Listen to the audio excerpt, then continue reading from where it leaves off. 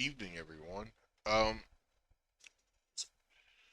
so this one is going to be about the early days of Val's rule, which you see him in Revenge of the Forsaken as a kid. He does grow up over the course of the uh, graphic novel series, or of course in universe it was an autobiography, and in his later years, he publishes a sort of companion book. It's literally considered to be like almost an unofficial sequel called The Purple Sash.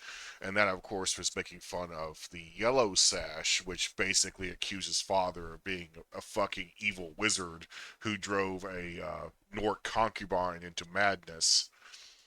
But uh, it also is an indirect reference to the first time he met Cora, or rather saw Cora. And I believe we went over this in or touched on it in previous uh, things about the Revenge of the Forsaken. But basically, uh, they were Cora went with her dads to check for DWs. They have to do that every morning. Is in other words, you have a death warrant to have to go hunt down. And she was basically like any kid left alone uh, on back of a saddle with nothing really to do. So she starts playing with Cockrell's sword, which is spur, which is a gentleman's sword, which, for lack of better description, is a sword trying to masquerade as a cane, whereas a cane sword is a cane trying to masquerade as a sword. Uh, but that, of course, draws the ire of the warders in the central courtyard, who give her two warning clacks with their sickle scythe, their sort of warder's halberd. And Veto very quickly and calmly has her resheathe the sword and explains that we just aggroed the warders, and that was a two-click warning. And she's like, "What happens if they click three times?" It's like, "Oh, nothing special. That they just kill us." Uh, so here, have a pair of binoculars. Just don't stare at the suns with them. You go blind. So she's like, "Oh, neat." Just looking around. She's never played with optics of any kind before. She's of course seeing like the glass of water effect, how it can like offset images and make things look a little bigger. But looking through like legit field binoculars for the first time was incredibly entertaining. So she looks around through certain windows, looks at the top, and she sees a crested Zion. Now, that crested Zion isn't just hanging out. Uh, let's get some music going. Again, Karl Casey White Bat audio, not sponsored, just a massive fan. This guy just cranks out dark synthwave like sausages, and I love it. I really do. It's one of my favorite genres. To me, this is chill beats to cool beats to chill to. I don't like any of the other ones. They're too soft. They're too poppy. Give them a like there. Of course, I rang his bell a long time ago. Ha ha. Um, Tonight's compilation is 2 hours 34 minutes. Let's see if we can beat that for once. As you know, these Sunday videos tend to be rather long-winded, but I try to cover at least one book or one chapter or one triarchy or a lifetime per session, so that it goes rather quickly. And I think there are counted as like 24 or 25 total that get you up to speed to 8th Fleet Journal. So it's not going to take that long as far as like an audiobook goes. But of course, this is with creator commentary and interjection and elaboration. So think of it more as like a commentary track on an audiobook, basically, or the two combined. Um, so let's go ahead and just turn the volume down on that because I know it's gonna blast me out. The audio compilation tonight is called Doom. And oh boy, is that kind of fitting. It's still a bit too loud. I can hear it. There we go. We're about to meet a new race of Baylor. They're called the Phasians. Now, why did I choose something that's frenetically similar to Asian? Well, basically, it's so I can do the thing historically I've been doing thus far. I don't know if you've noticed, but the techs are paper white guys who are basically cowboy ninjas, and the Trox are essentially Irish German hawkmen. Like, I have been mixing the different cultures of Earth, like, superficially, to make these different cultures. Again, similar but different. But with the Phasians, you're going to find that the best way to describe them are the anti-techs. That is, like, the best way to describe it, culturally speaking. Now, first and foremost, we got to start at the beginning. Val's coronation was chaotic, unexpected, and a little unceremonial. Very unceremonial, actually. So, this will be spoilers for, like, towards the tail end of Revenge of the Forsaken, because this happens during that time period. There's no way to not give spoilers for Revenge of the Forsaken, because he is a titular reoccurring character and a love interest of Cora Henchild I. There was a lot of pressure from Gawain II to basically have Cora be groomed to be the future queen. And that was all kind of thrown in the air when Cora became smitten with an outlaw that was exonerated because it truly was a misunderstanding. Her first hunt, Vola, the Thunder Witch, gave her an easy one for her first lone hunt. It is a banking fraudster. Well, really, he's a house builder. He's an architect and a home builder. Because back in the day, that was all in one thing. And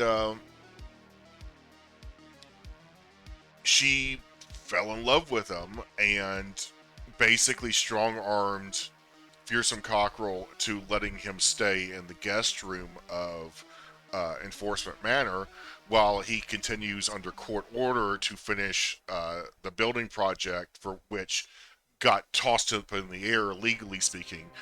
What basically happened is that he was in financial dire straits and borrowed money from the Bank of Usalices in order to pay for a building project back in the Commonwealth, which took longer than expected.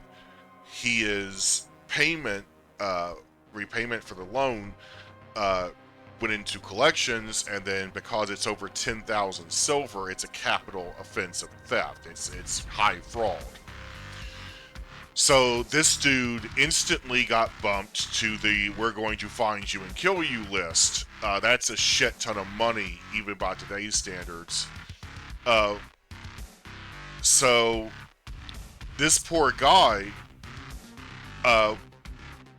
sent a truck runner back to the Bank of Usalices to explain that this building project is taking longer than they expected to pay them back, but he would pay them back in full with interest inside of a month. Well, this truck runner took the money, threw away the message, and fucked off, leaving everything from the text perspective to seem like he took the money and ran. So Cora's like, okay, just looking at his DW sketch, he looks terrified. Which, if you ever notice in other DW sketches, they're all smirking. It's like they know they can game the system. All I have to do is lie to the fucking magistrate and to the witness and say, oh yes, I'll be back in court on the assigned date, and they'll just let me ride out of town, and then I can just go hide in the Commonwealth the rest of my life because the Commonwealth is so damn big. And the texts are like, no, you're not going to be doing that. Pardon me. And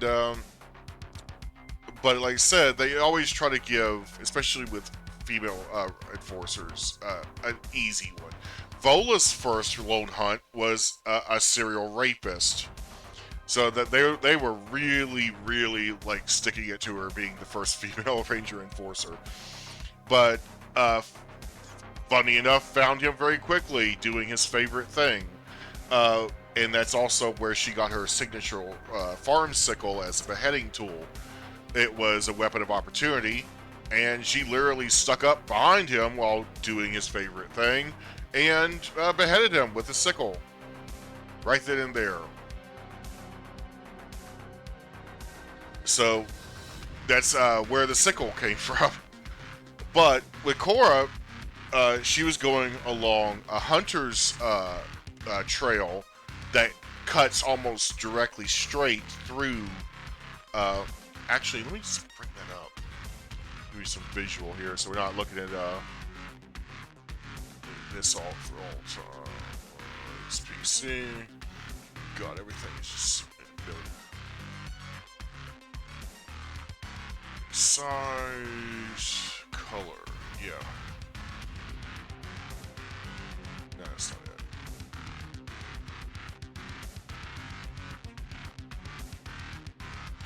There we go. Remember, I colored this the other day. Did I not upload that? I can't remember. Hello. First of all, you need to be in Paint 3D. Why are you not opening in Paint 3D?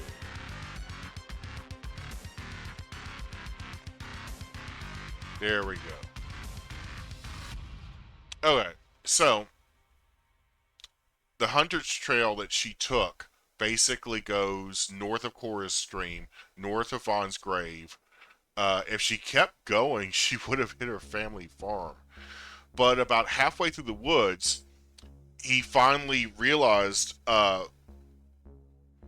that, oh shit, it's been a month and then some. I better check back with the bank in person just to make sure that it hasn't gone to collections, which it's been beyond in collections. It's now, they now issued a death warrant for him. And they pass each other along this little hunting trail because it's rather popular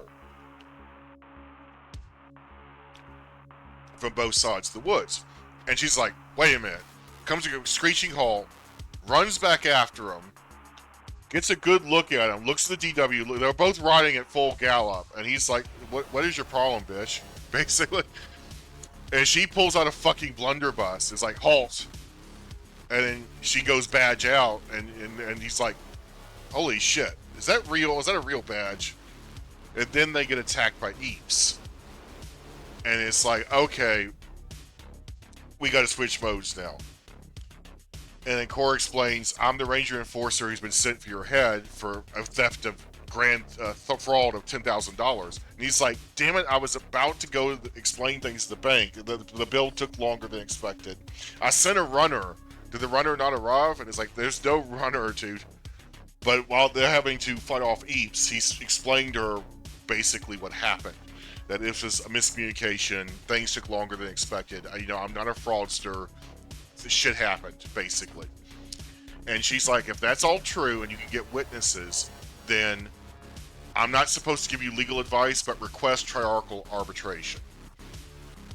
So he's like, okay. Well, so when he gets there, he gets the velvet glove treatment by Cora.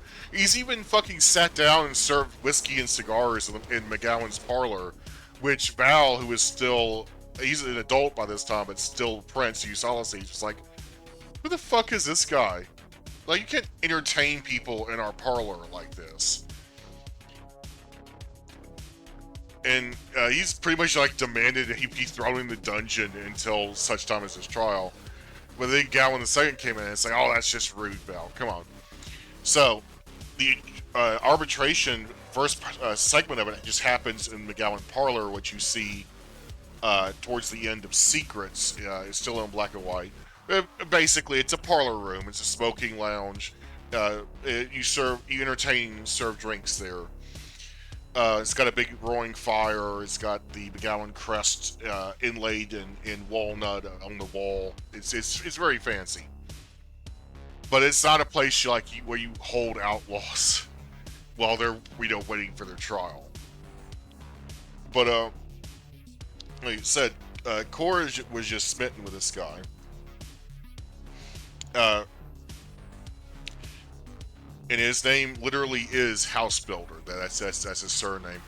I want to say something simple like John or something. John's a very very common surname, spelled Jon in the Commonwealth. Um, and she's always seen her relationship with the prince as basically like something that could never be serious. She never thought that she was actually being groomed to become a queen. She just thought, I'm basically the royal friend with benefits. Basically, I'm a concubine that has a day job. And so she's like, well, I want, an actual husband, one who is not necessarily in with the triarchy, not necessarily, in ranger enforcement, because most of the male prospects for her class, graduating class, the Marshall Academy, are kind of dickbags to her, so she really didn't like them.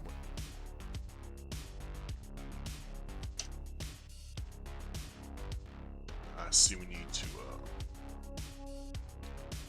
fill this in. There we go. But so from Val's perspective, they never really discussed it, because they didn't have to discuss the whole well, did you ever really think you were in the running to be queen? Which Cora would just say in a sort of defeatist tone. It's like, no, I'm a Baylor, and let's call me what I am. I'm an assassin. Like, I could never live up to your mother, who was a water carrier, a child of Baylorman, actually fucking tech. It's like the people loved her because she skyrocketed the social classes. It's like they pretty much see me as your Trock mercenary friend. And you got to remember, this was before Revenge of the Forsaken was written. People didn't really know much about Kinchild other than, we have a handful of Trocks who hunt for us. That was all the press or the common text knew about Beto or Cora. But of course, the Commonwealth, their names are notorious because you need to watch out for them. These are turncoats, basically. These are traitors. And but Beto was protected by his station, being the son of a baron, so he's a magnet, is what they refer to him as.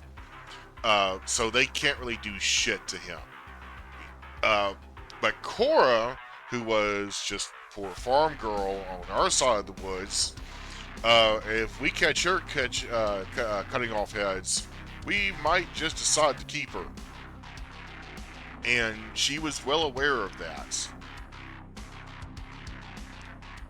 Your status as a ranger enforcer is just simply not respected by the majority of Trocks at this time.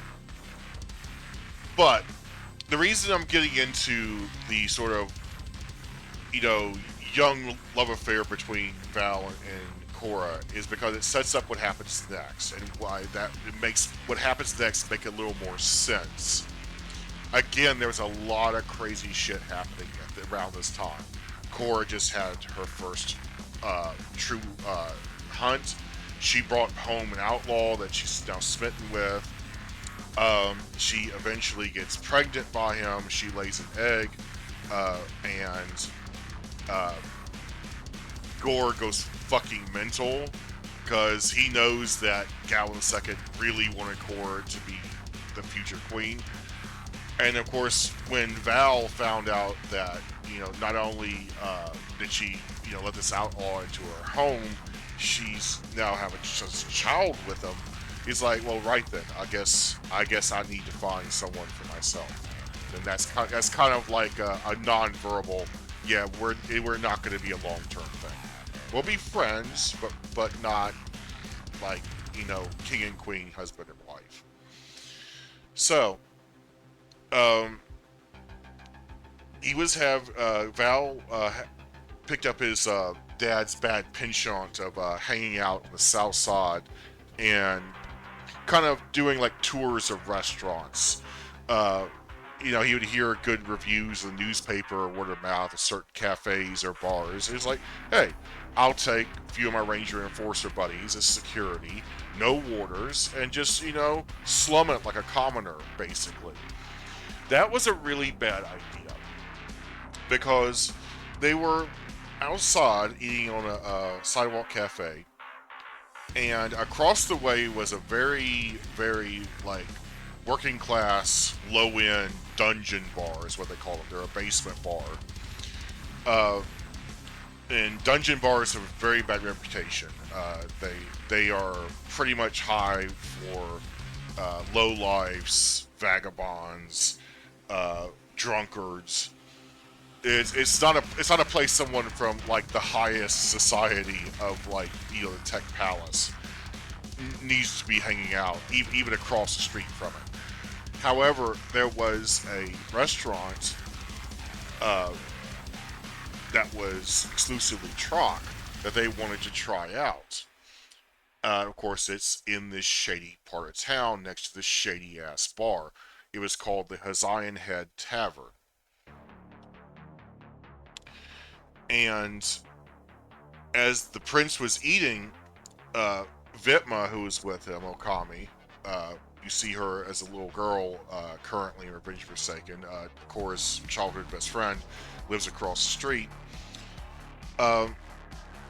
She couldn't help but notice, just glancing over the street, this group of angry drunkards who would come out and like stare at the prince and his little entourage here.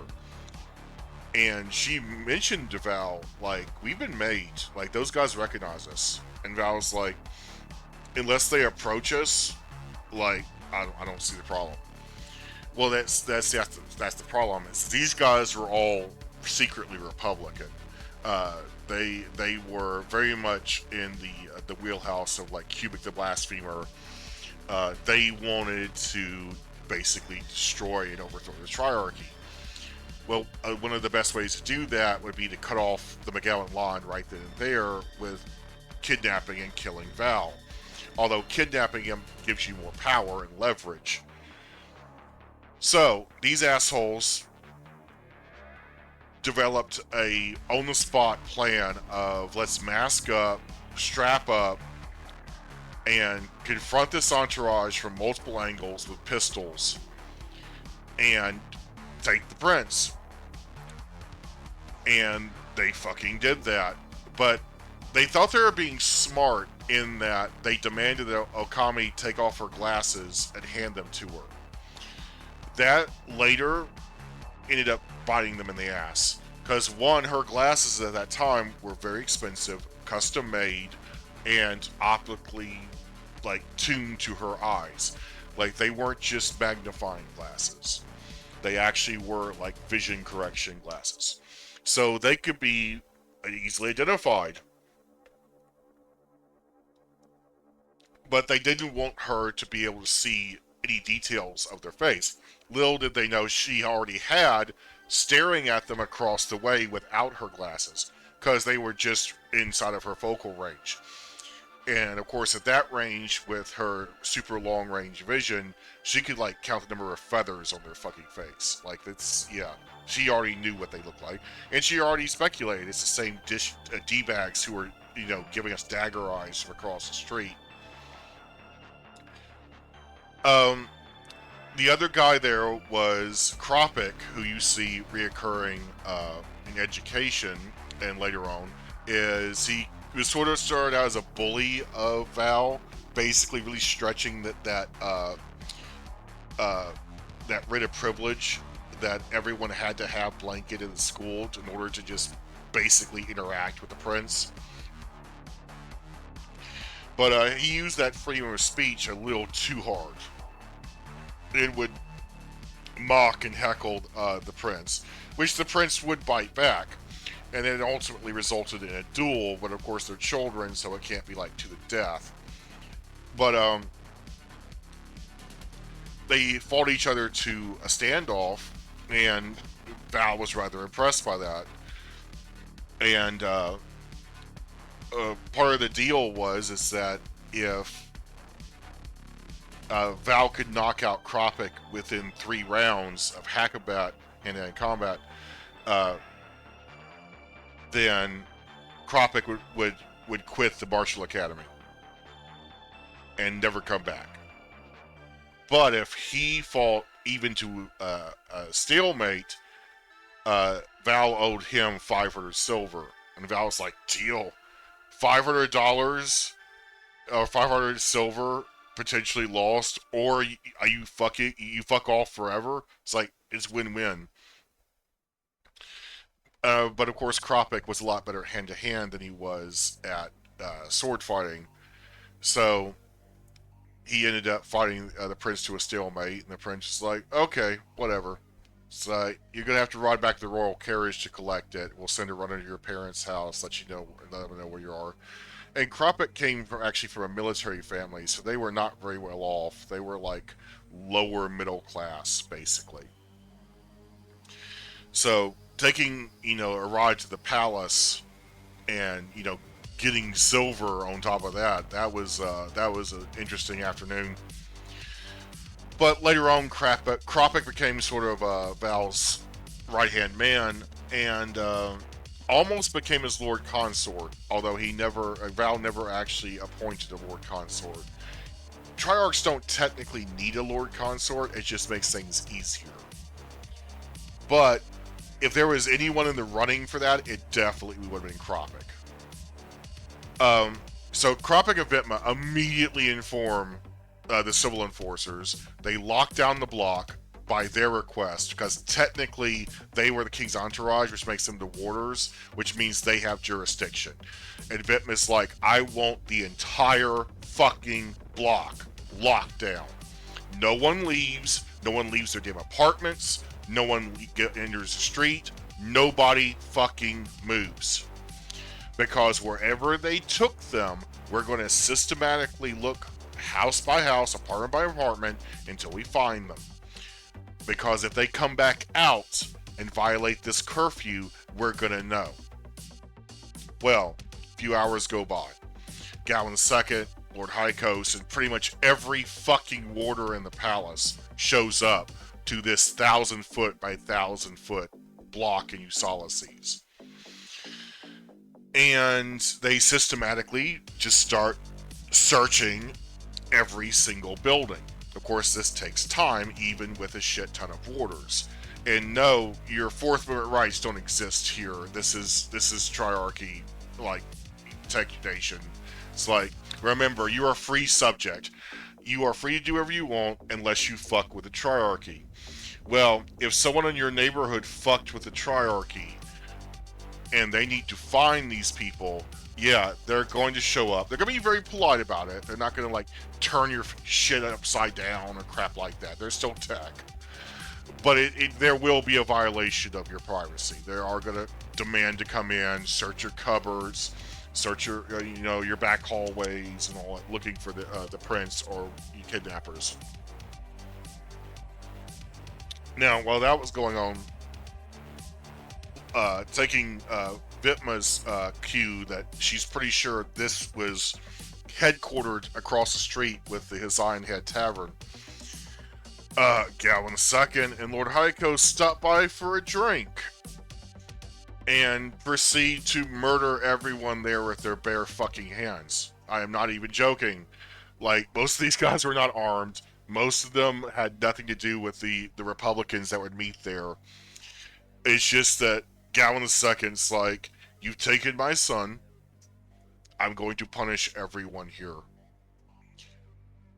And of course, Vitma did not realize what was going on. She was overseeing across the street a building that was being searched room by room. And she was even conducting searches herself because, manpower. Uh, and then she goes to the Zion Head Tavern and sees a bunch of bodies being carried out. It's like, whoa, what the fuck happened here?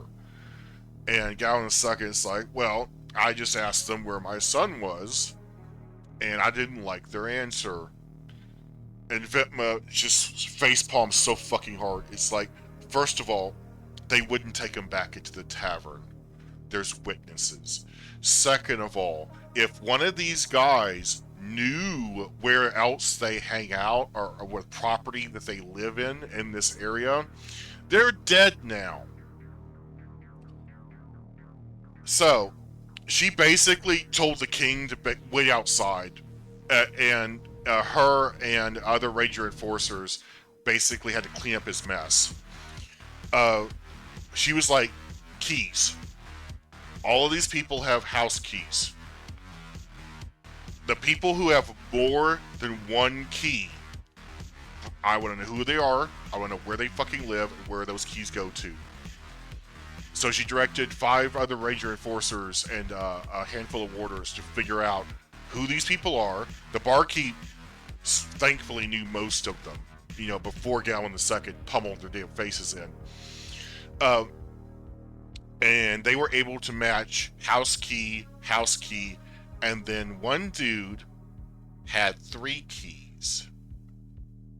And the barkeep was like, oh, yeah, he's my brewmaster. He brews across the street, diagonal over there, and he has a little dungeon apartment and a brewery down there. That's who I buy my beer from. And he's like, he said he has an apartment too. He said, yeah, it's probably what the second key, because there's a public area where he sells out of and brews out of. That's probably the first key. The third key is probably to his suite in the dungeon, because these buildings were pretty big. They had, multi-room dungeons in them. And Vitman was like, okay, I'm going to give this over to more veteran people. But she went to Fearsome Cockerel and Veto, who had been kind of having a domestic fallout over the whole Cora getting pregnant by a roaming home builder thing. Also, that was also the revelation during that same reveal and conversation that, we lied about your parents' farm, basically. Uh, but they still didn't tell her where it was. That basically it's like, yeah, we need you, now that you're gonna be hunting, there's a good possibility you're gonna run across your farm. They were still there, but they claimed absolute ignorance of everything, as expected. The reason we kept that from you was just so she wouldn't go gallivanting out unprepared, without a death warrant or a letter of marque from graduating the Martial Academy, to go kill your father. And Cora's like, you know what? I've got my own family to worry about now. I've got a job that will eventually lead me back to him. Don't worry about it. It's like, let's focus on the future, basically. Until she actually found the farm, and it triggered her so badly that she kind of had a breakdown. But that's her story. Let's get back to Val. So Val was whisked away, yes, to this suite that was part of a dungeon brewery setup. He immediately recognized the smell. He's like, this is either a bakery, which I don't smell fresh baked bread, or it's a brewery. Like, he had a black bag over his head. He's already telling these fuckers, I know where you just took me. Remember, he is a trained Ranger Enforcer himself. He graduated with honors, just like Cora and Vitma. It's like, he is King John Wick, basically. He is basically just playing it cool and letting his staff work their magic, do what they do best. because if he tries to escape alone, there's a chance he might get injured or killed in the process. Don't want that. So,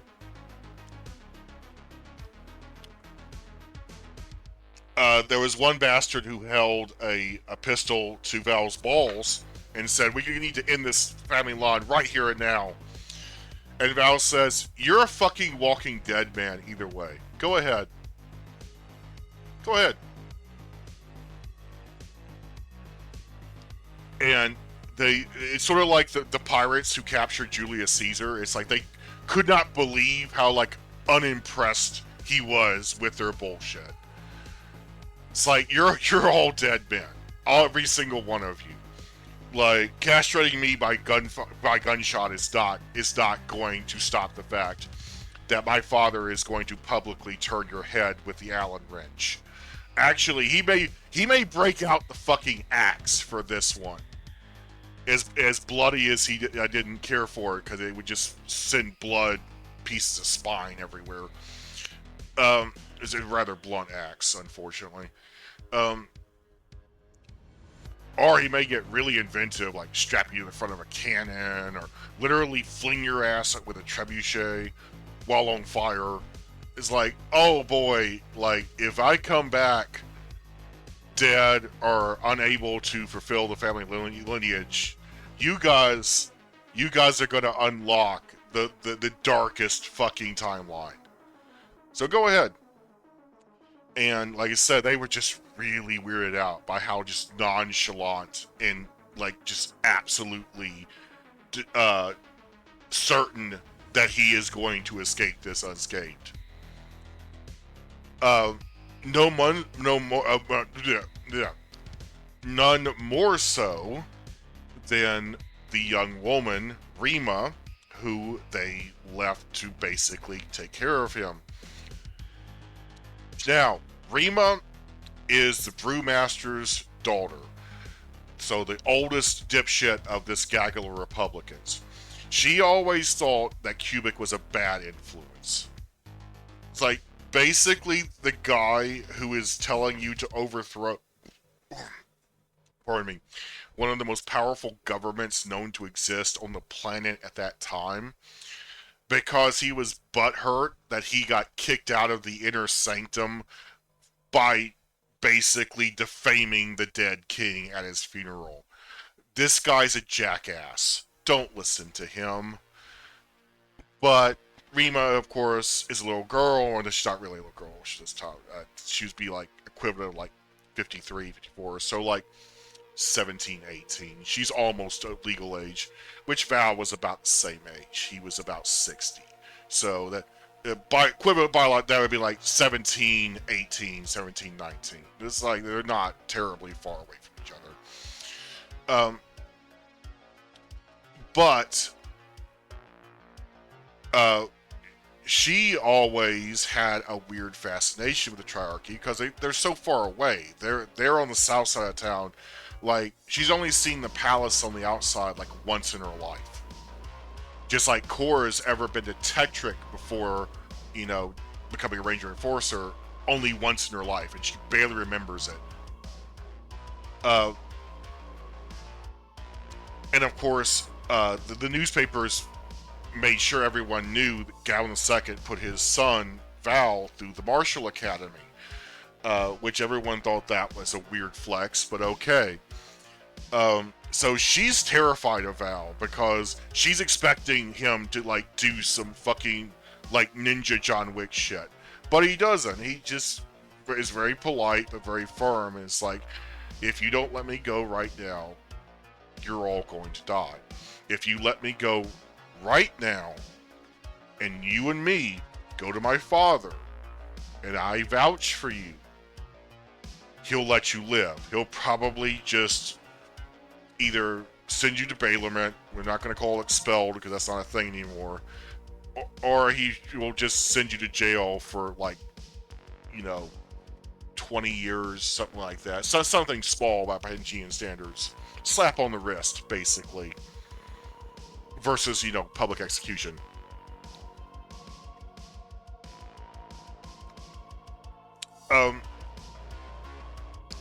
And Rima was very, very tempted by that.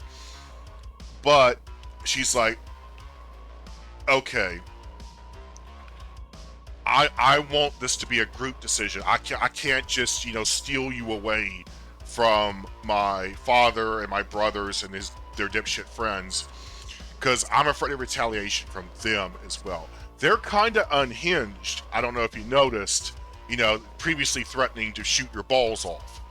It's like, I'm kind of afraid of them retaliating against me too. And to which Val just laughed, the laugh of the, oh, you sweet child. It's like, I am the most dangerous person in this room right now. And then she's like, well, why? Because those shackles you put on me that have screw turn nuts in them? She's like, yeah. Yeah, with enough finger force and enough time, he raises them up, you can undo them. They're basically just a nut and bolt shackle, old school. But if your fingers are very dexterous, from say, training as a ranger enforcer, opening that type of shackle is relatively easy.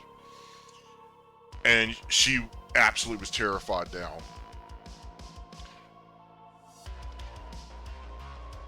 She jumped up, grabbed a knife from the kitchen counter, and Val was like, just very slowly, very calmly, just put both hands on either side of the knife hand. And it's like, if you drop the knife, we'll go to my father. He might let you live. I'm going to try everything in my power as Prince of Ulysses to save you. But if you don't put that knife down, I'm going to break your arm. And possibly stab you with a knife. She dropped the knife. And then, about that time, Cockrell and Veto fucking kicked the door in. And Val is like, I've got everything under control here. It's like, basically nothing to see here. I need to go talk to my father right now. Cockrell's like, she stays right where the fuck she is. And has her sit down at the table, basically. Veto, of course, checks the perimeter, checks the rest of the suite, the house, make sure it's empty. No one's there. And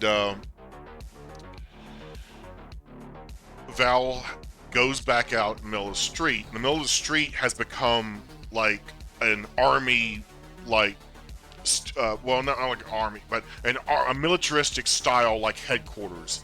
They literally have like a big table where they're looking at the blueprints of all the buildings and trying to find like secret passages and shit. And you got Kulik there, you got Gowan II, you got Lord Harikos, and a bunch of damn Ranger Enforcers and a shit ton of warders. And Val just calmly walks out from across the street towards this group of people and fucking goes up to King Kulik and said, hey, have you found me yet? And Kulik's like, no, we're still looking. God damn it. It's like, ow, your son is here. And he was like, oh, great, it's great. Hugged him publicly, made a big show of it. He's never hugged Val like that in his fucking life. The press was there. But, he still loved him, but it's like personal contact. It's like, you. Anyway, Val had to take him aside. And they went back into the tavern because a little bit of alcohol, will hopefully ply this. Barkeep's there just crying into a beer because there's so much damage done by him and fucking Lord Hykos, him being Galen II, that he's thinking about, just calling his insurance in and just calling it a loss. There's also the loss of patrons, like, all of the guys who support this bar in this neighborhood are now dead. Shit. It's like, these barflies is as disgusting as they are, they keep me in business. Hold on. As much as I hate it, I'm gonna have to AFK and go to the bathroom. Beer goes right for you, unfortunately. I will be back ASAP.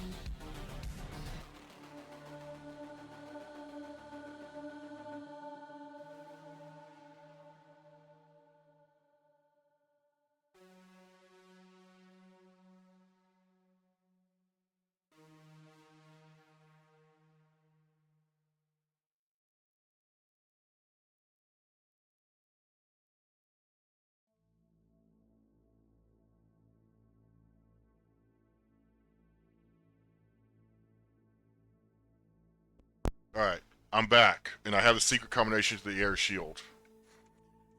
Okay, so, Gallon Second and Val having a beer in this fucked up little dungeon bar. There's still blood on the goddamn floor and the the top of the bar from where Lord Hykos pretty much curb stomped people.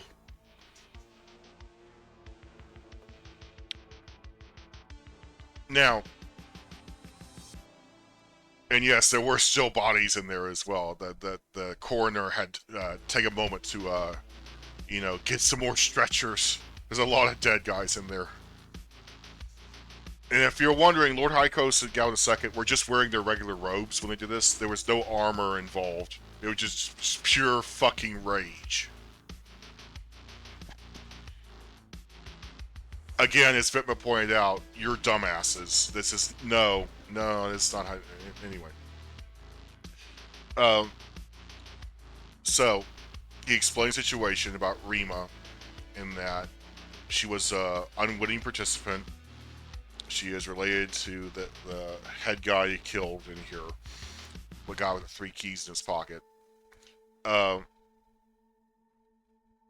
I would very much appreciate you showing her amnesty because she let me go. And Gowan II was like, I've got to execute someone for this. It's like, and Val literally looks around this busted up bar full of corpses. And it's like, was this not enough? And he's like, yes, but it wasn't public. No one saw me break their necks or smash their damn faces in. It's like, I need that public execution as a deterrent. Otherwise, they'll keep doing this. Now, there was a previous attempt when Val was younger to abduct him, and they had misfortune of attacking the Marshall Academy's carriage, affectionately named Old Stabby Bones, um, with driver Goth, uh, uh, driving it, and basically a group of individuals blocked the path of the road with guns, and Goth whipped out a double barrel shotgun and was like, make way. And they're like, no, empty your passengers out. We want to see who's in there. And Ghost says, over my dead fucking body. Gave him both barrels, killed 2 guys, 3rd guy managed to kill him. By that time, Val literally came out, and he was much younger at the time. So he was maybe like 13, 14.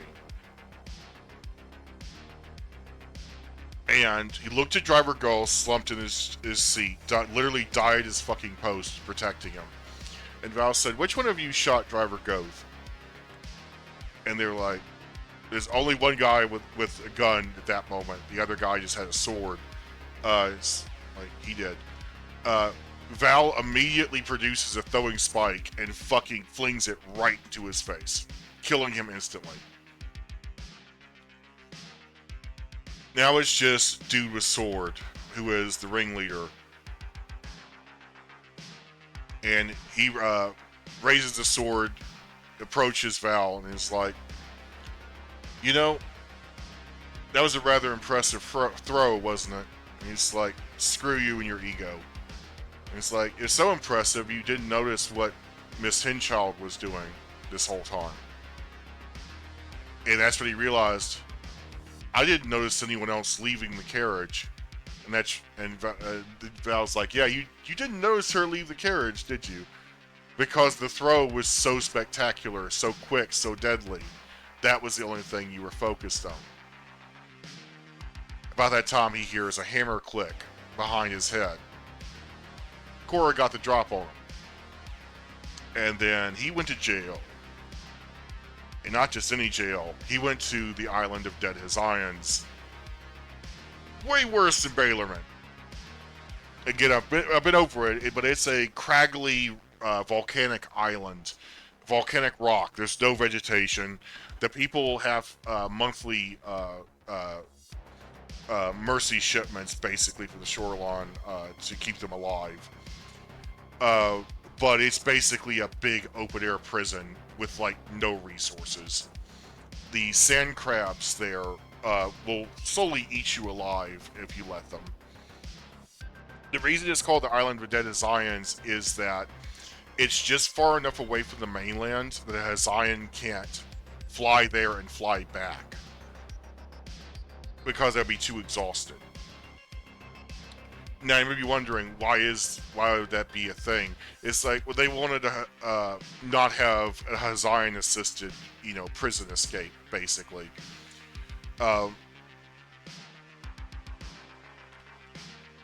But they also, it was sort of like a young male Hazayan dare thing. So I bet you can't make it to the Island of Dead Hazayans and come back. And of course, that was a death dare, essentially. You're not gonna, no one's ever come back. It's like, you're not gonna make it there.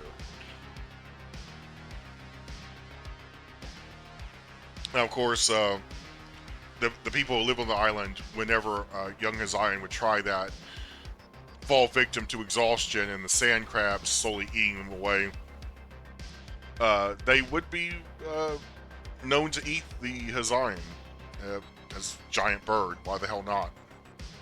It's like, we're already in like the worst prison imaginable.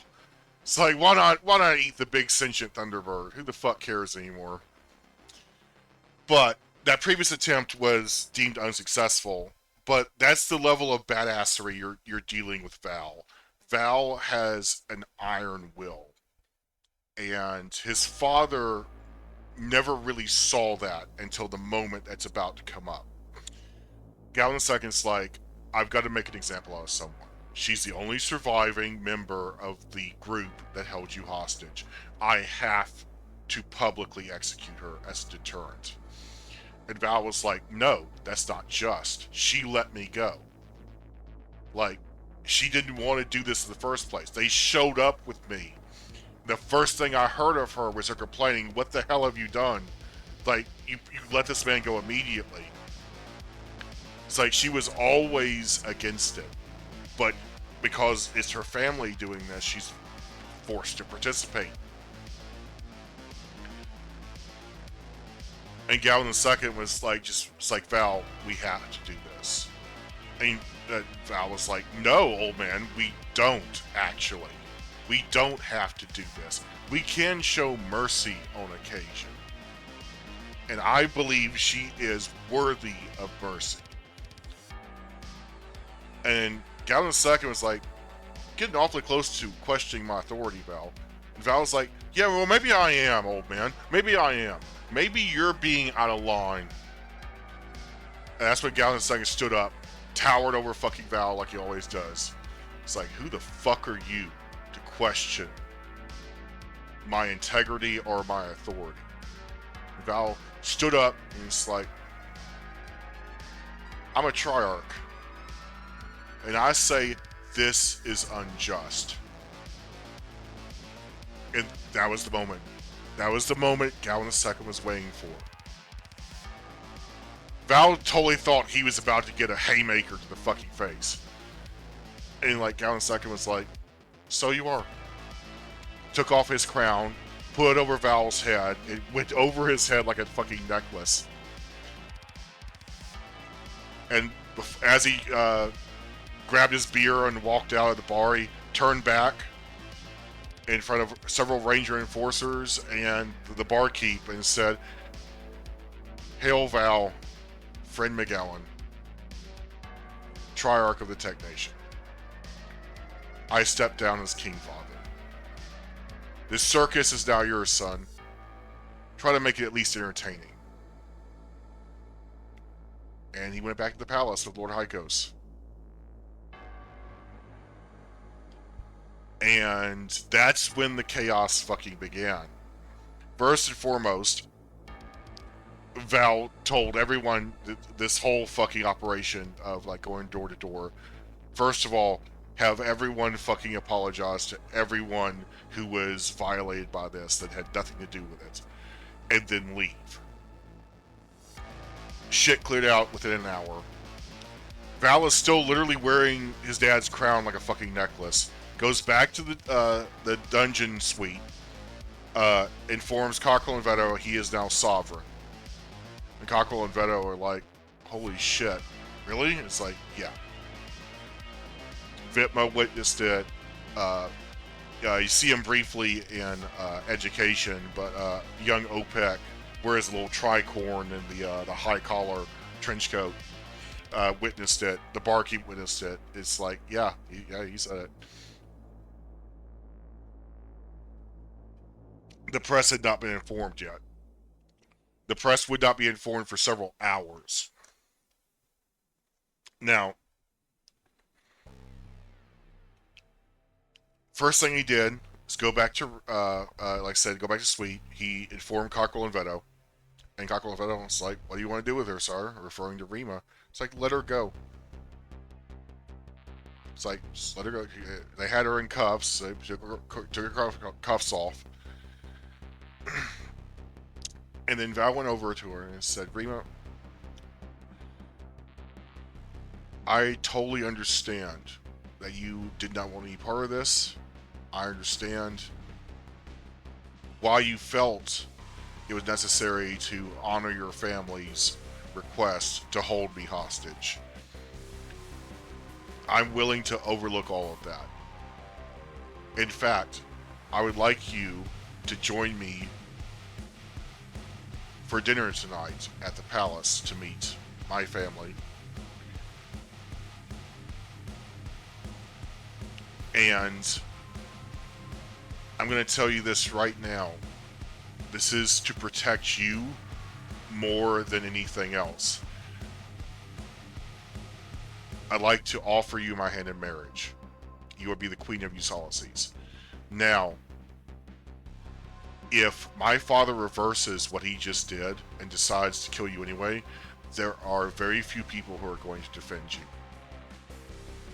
And he looks over at Cockrell and Veto, and they're both nodding like, yeah, we'll kill you, bitch. We'll kill you. No problem. But if you are betrothed to me, you are going to be the queen. That's going to create a political schism that my dad cannot handle. And Rima's like, I don't want to marry you out of, convenience or just to save my ass. And it's like, well, there's a chance, like say 50-50, he's going to come back and be like, you know what? No, screw you. I'm king again. And Rima's going to hang. And so she's thought about it, and it's like, can I at least wait to make my decision until after I meet, your dad, or, under better circumstances, basically. I was like, sure. Now, Cockrell and Veto were like, Val, what the fuck? And they earned the ability to just ask the king what the fuck, And Val's like, I do actually like her. It's like, it's not just out of convenience. But, my dad. It's like, he's very emotional. He really loves his public displays of authoritarian power. Like, he might just reverse this and have her killed anyway. But if she's betrothed to me, she's untouchable. Now, while this was going on, Cora got a little stir crazy, just sort of brooding around the egg. She it's not that she was a bad mother. She just at this stage, the Panjian eggs, they need to be warm and bond with it, but it's an egg. You don't really have to constantly be brooding over it like other birds. So it's in this little warming koozie, and it's fine, basically. And Cora's like, man, I really just want to go for a long ride, clear my head.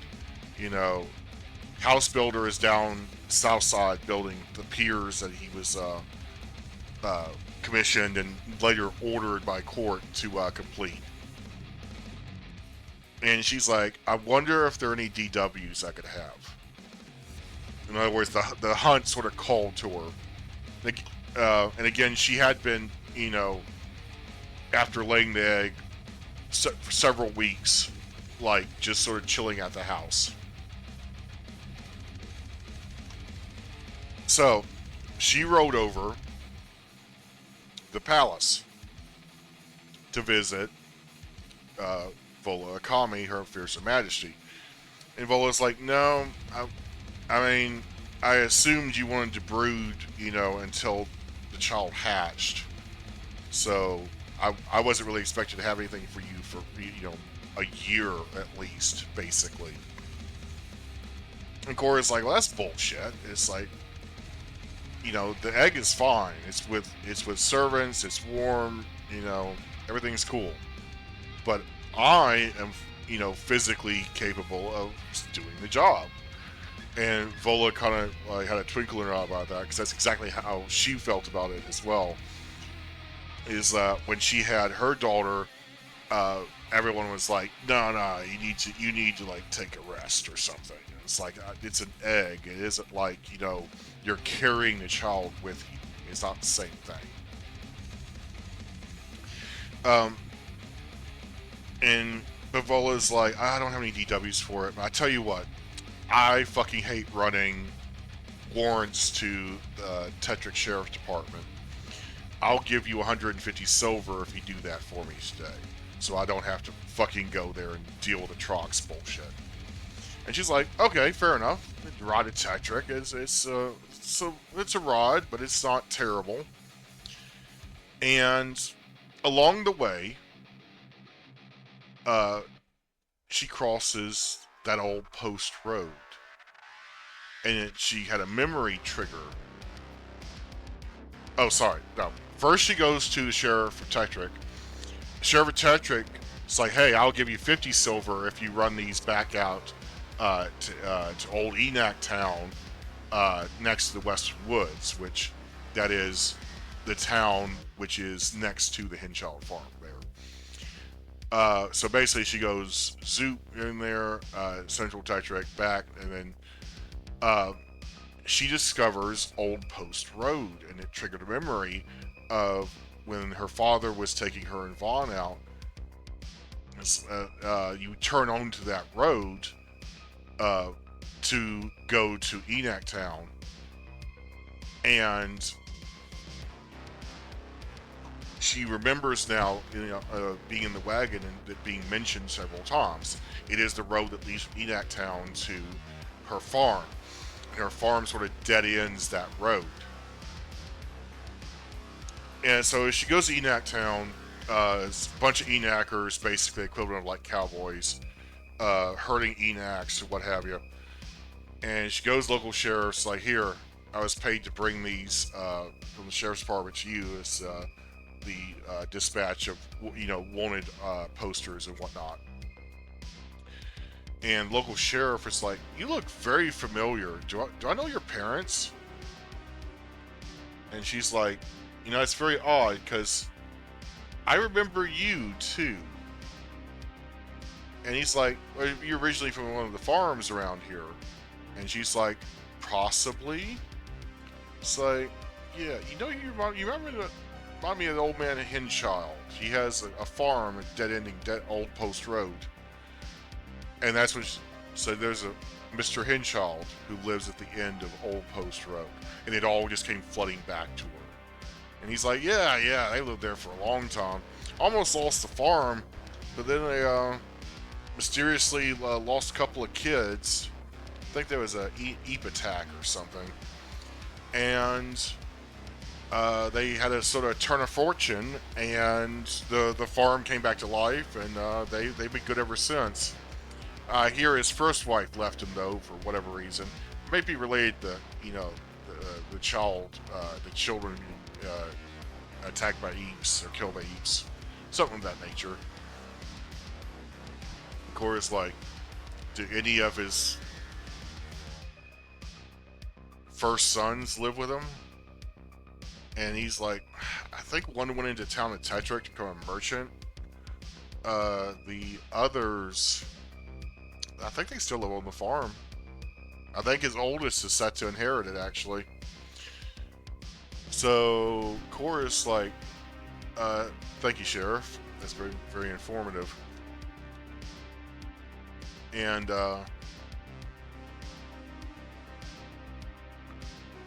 the sheriff, of course, knew that Cora was a ranger enforcer. She was badge out. Um, and of course, he made some snide comments like, "Oh, Thunder Witch didn't feel like coming to Tetrick today." It's like, because they know. And Cora's like, "Nah, she offloaded that to me." But then Cora came across that old post, and she turned right rather than keep on going. Wow, that music was great. Timing of that. And as she crested the rolling hills, she saw it, her family farm. She hadn't seen it since she was a little girl. Now, let's go over the legalities of what she's about to do. First and foremost, no death warrant, and you kill somebody, even with a letter of marque, you're screwed. The texts believe in accountability. Like, you're gonna get tried for murder. They're probably gonna give you a bullshit slap on the wrist.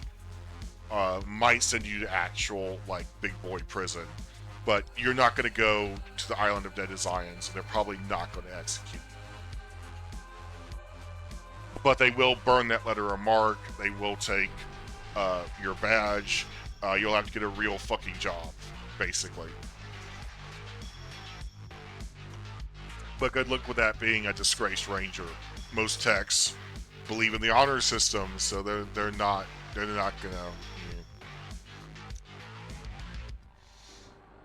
Okay, it is a very common practice when hunting for outlaws that ranger enforcers, they're supposed to inform the property owner, but they sometimes will just sort of cart before the horse, go check in the barn for outlaws, and then inform the property owner, oh, I was here on your property checking for outlaws. Sorry to disturb you. Because it's an outbuilding, it's not a house. The techs will totally just sort of peek in there and look around. They're not allowed to steal anything. They're not allowed to destroy anything. Um, if there's a padlock on it, it's no go. They can't bust that padlock. But if it's open and it's an outbuilding, like an outhouse or a barn, and even with no DW, they can just sort of look in there and see. Because sometimes you catch them sleeping in the hayloft, and sometimes the property owner doesn't even know they're there. Because outlaws are on the lam, they're trying to lay low and hide. So, she gets caught by an older brother that doesn't recognize her at first because of the hood. She presents the badge and said, I'm a ranger enforcer. I was just checking your barn for outlaws. And of course, he knows the law, and he's like, you're supposed to inform us of that before you do that. But as you clearly see, Ranger, there's no one in my barn, so get off my property. And he had a shotgun with him, just at the high ready position, not aimed at her. And she's like, I came in peace, I'll leave in peace. Have a nice day. She got back on her Enoch and rode off. But she went back, instead of going back home, like by all rights she should have. She should have just gone home. She went back to talk with the local sheriff and press him about the two kids who died.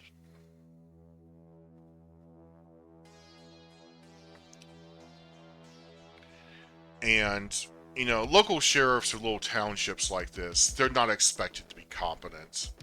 Like, they're more of like a placeholder. They're there to give a semblance of like authority.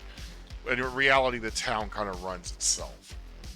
on occasion you might have a problem with like vandals or highwaymen, but it's not like they have to deal with like Mad Max barbarians or shit like that. It's a small, quiet town. It's like ye old Mayberry, basically. Not to say that Andy was incompetent. I don't even think Barney Fife was. I actually think Barney Fife, unironically, is the bravest motherfucker I know, and I will tell you why. Because the definition of courage isn't being fearless; it is being terrified and doing what you need to do anyway. Barney Fife fucking embodied that. And I will not hear otherwise. Barney Fife is the bravest fucking cop I know. Because he's a small man, he's a nervous man, he's a good, honest man, he's a good cop. But most people would prefer Andy to show up and solve the problem. Barney still fucking does the job. Does the job so well, if you remember, he went off to join the FBI. The FBI doesn't hire fucking dildos, alright? They hire guys who are competent, especially back then. Because that shit, I would have J. Edgar Hoover's FBI, I believe. So, yeah. Anyway, that's my rant about Barney Fife. Went back to the sheriff. It's like, oh, hello again, Ranger. And this time he's good and drunk because it's late afternoon. Corey's like, I remember a conversation earlier. Something just stuck with me. Those two kids who died. Do you remember what their names were? And he's like, you know what, Ranger? I don't rightly know. Are you saying you might be related to him? And she's like, yeah, I think I might be. And he's like, damn, it's been so long. I think one was named Kira or Cora, and the other, I remember the other one because he's a junior. He's a Vaughn. And that was the first time she realized what her father's first name was. Vaughn was a fucking junior. His dad is Vaughn Hinshaw. The first. And upon hearing that, like, what little shreds of, like, discipline and sanity she had just fucking eroded. And you could see something in her eyes just changed. And she just sort of robotically just said, thank you, Sheriff. That's all I needed to know. Because that was the last piece of the puzzle. It's like, it wasn't just, where was the farm? She found the farm. And she had always assumed the farm wasn't abandoned. Like, she isn't dumb. But there was no reason to go gallivanting off there half-cocked unless you have a letter of marque and you have a DW, or at very least an arrest warrant. Get your ducks in a row, then do what she's about to do. She rode back to the farm, and by this time they were settling in for dinner. So you had a mixed family. You had the older brothers, who she is a direct relation to, the old man, the new wife, and their two children of the second marriage, who were about the same age as Cora and Vaughn when they were left abandoned in the woods. All of a sudden, they're sitting around the table, and this Ranger Enforcer kicks in their fucking front door, like right off the damn hinges. Walks in, and it's like, second oldest brother's like, I remember you were out skulking around our barn earlier.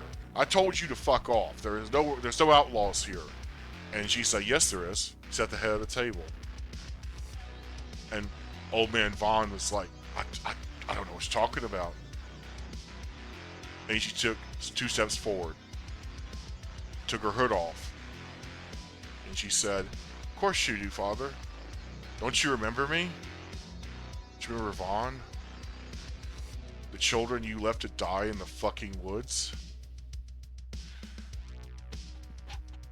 And the old man immediately goes into gaslighting mode. He's like, Cora, oh my god, we searched so long for you. She's like, shut the fuck up.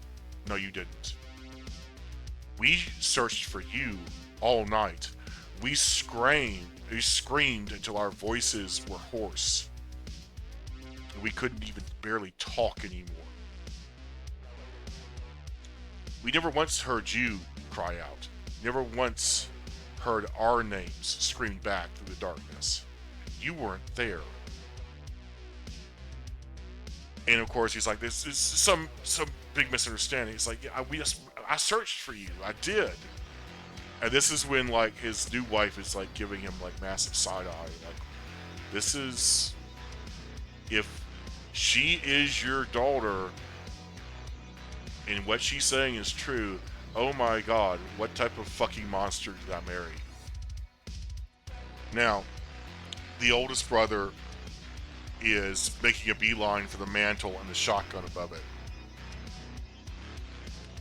Cora stops that shit cold with a throwing spike. Not in his hand or anything, just above the mantle, just to let you know, yeah, don't do that.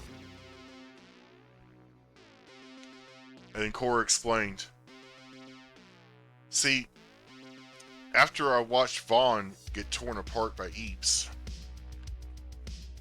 stayed up all night making him a makeshift grave, and I cried until the dawn when a friendly Trakazayan led me to Merchant's Highway.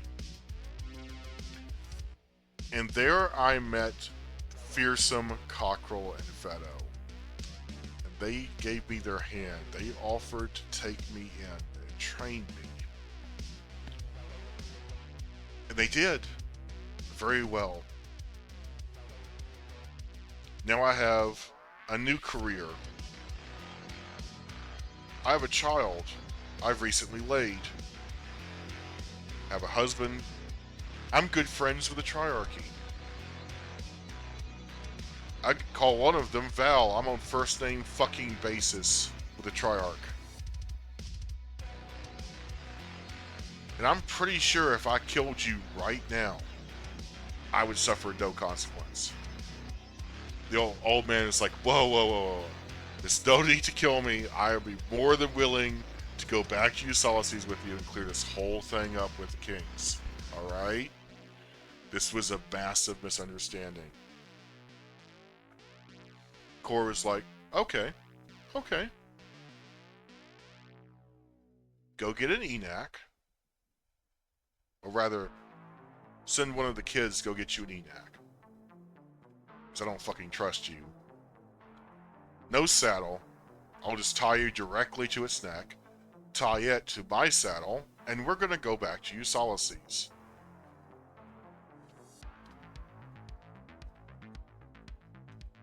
Now, the old man was like, it's great. He's thinking, I can still gaslight my way out of this. I can still bullshit my way out of this. But then he said something that was the last shred of Cora's tolerance insanity. He got up and motioned like he was about to put a hand out to shake her hand. And he's like, "So how much do Ranger Enforcers make anyway?" And Cora fucking snapped. Slit his throat so deeply it was nearly a decapitation. Follow-up cut was to the oldest brother's back, who was reaching for the shotgun. The brother survived, but he had a bad scar from that. Second oldest brother immediately just put his hands behind his back because he knows, and just sat there until everything was over. Basically, his hands behind his back, just sitting at the table. The mother and the two children ran for their fucking lives out of the cabin.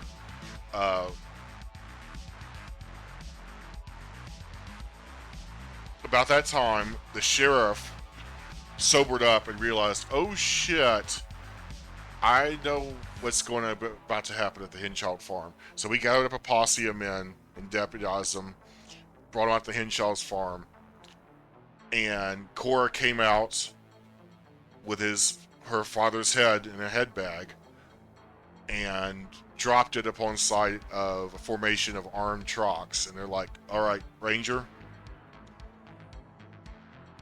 I know that we're not supposed to interfere with execution of a death warrant, but I don't believe you have one. Prove me wrong right now. Produce a death warrant. And she's like, this Ranger cannot because I was never issued one. However, this man is wanted in the Commonwealth for child abandonment. I was one of said children. And the sheriff is like, don't fucking say another word. You're under arrest. We're expediting you back to fucking Ulysses. We're gonna let the Triarchy deal with you.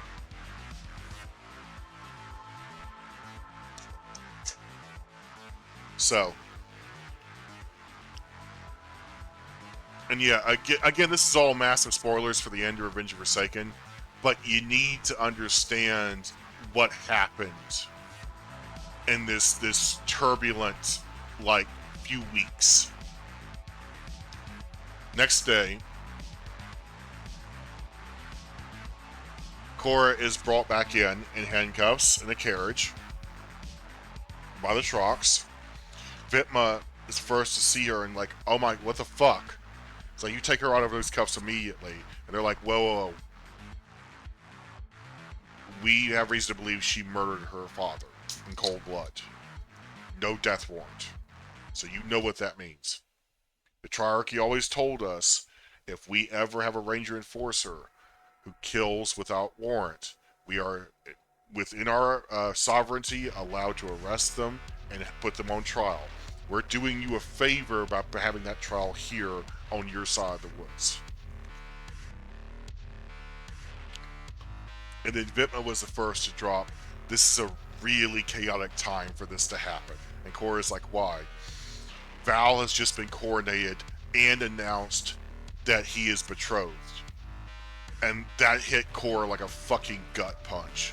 Like, she was elated for Val for being coronated, but then that realized that door of ever being queen, even though she never really wanted it, deep down, a part of her kind of like would be like, wouldn't it be nice? And that door was just slammed in her face. And then she's immediately going legal mode. What does that mean for my defense? Like, he's a childhood friend. Like, he can't sit in judgment of me. He's going to have to recuse himself. And Vitma's like, I don't know. You really fucking screwed up, Cora. Like, if you found the old man, come back and we'll get you a fucking death warrant. Then she heard that her father was immediately appointed to magistrate of Ranger Enforcement. And basically has Vola's old job now. Just gut punch after gut punch. Veto moved out of the house because his mother died suddenly, and he's got to take over her role with the candy factory in the Commonwealth. It's like everything that gave her stability and comfort was just gone.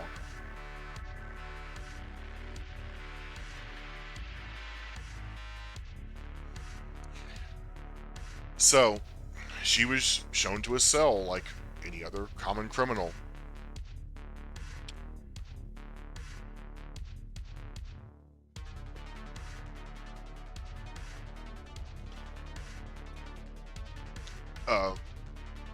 Gowan II was actually the first to visit her in jail, along with the Duke of the Western Woods.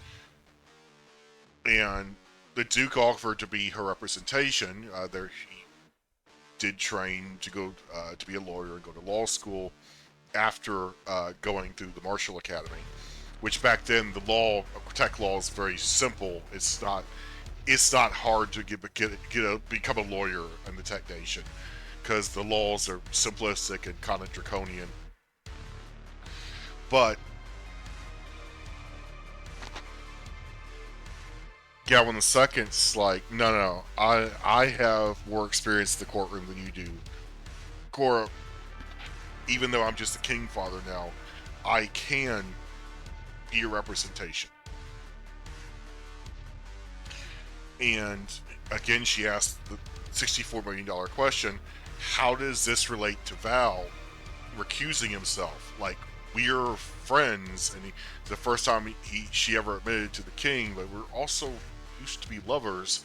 It's like she can't really preside over my trial. It would have to be a lesser magistrate. Or worse yet, it would have to be my dad, who is now magistrate of Ranger Enforcement, which is a massive conflict of interest. And Gowan is saying, it's like, I know, it's a massive, massive cluster. And damn it, again, I'm gonna have to stop and go to the bathroom.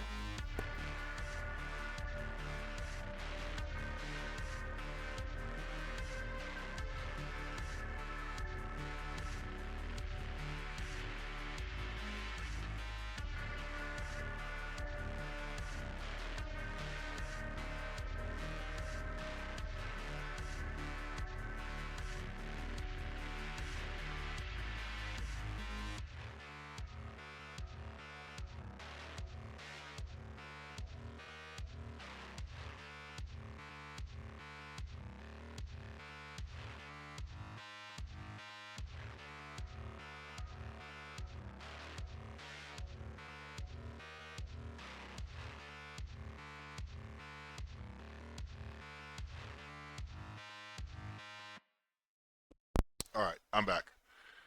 Um, so the Trox were not happy with the situation that, former lover and childhood friend is now going to be the Triarch presiding over this trial. To which Val basically just told him, look, there's no one who can really recuse himself here. We can't replace any of these people. Like, she has always been part of, like, the inner circle. And we realize she fucked up, and we are willing to punish her for that. However, we are going to take this man's history into account. So, they brought in a bunch of witnesses. One of the first witnesses was the Duke of the Western Woods, who presented what was known as the flaming document. The copy of the letter that he sent by paid courier to the Tetrick Sheriff's Department shortly after meeting Cora for the first time in the carriage ride to go to the Marshall Academy. And because this crime happened in the Western Woods under his purview, he felt personally obligated to contact the Trox about it and have an arrest warrant put out for this man, even though they didn't know his first name. However, even though they didn't know his first name, they have a last name, they have a general location of the crime. They have Cora herself as a witness. Like, the Trox could have found this dude if they felt like it. But because you have a little kid who just happens to be a duke sending you a letter in the mail saying, hey, I want this dude found and arrested and brought to the Solaces for questioning, the Trox at the time were like, yeah, whatever. And they dismissed it. Well, in the tech legal system, if an arrest warrant doesn't get picked up, it then goes into the bounty system. The bounty system, as you saw with Brick Towers, is open to anyone. Now, they couldn't use that as the magic bullet to end this case because civil bounties can't be enforced lethally. You gotta bring them back alive. Cora fucking killed him. So, and damn near killed her brother.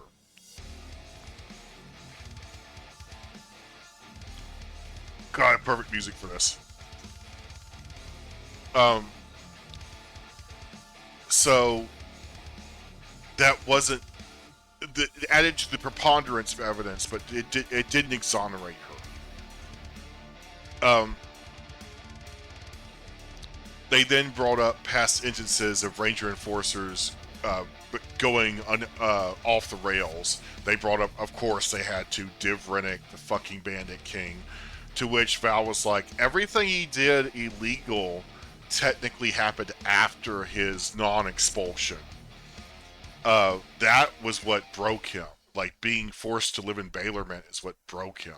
Being dishonored and ostracized is what broke him.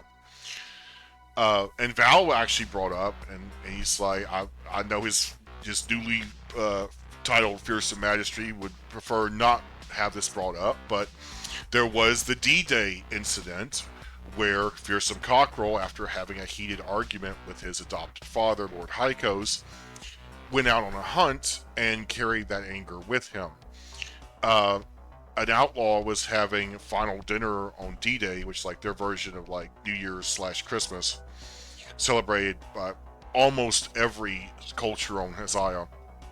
It's it's Descent Day, or Landing Day, as the Trox call it. It's the day that they all landed here on the Humble. Basically, it also resets the calendar. Now, traditionally, violence is not tolerated during D-Day, but Ranger Enforcers are exempt from that if they're on a hunt. However, it wasn't the fact they killed this dude on D-Day. It was the fact that they killed him right in front of his goddamn family. Fearsome Cockrell, again, was still pissed off from the argument he had with Lord Hykos.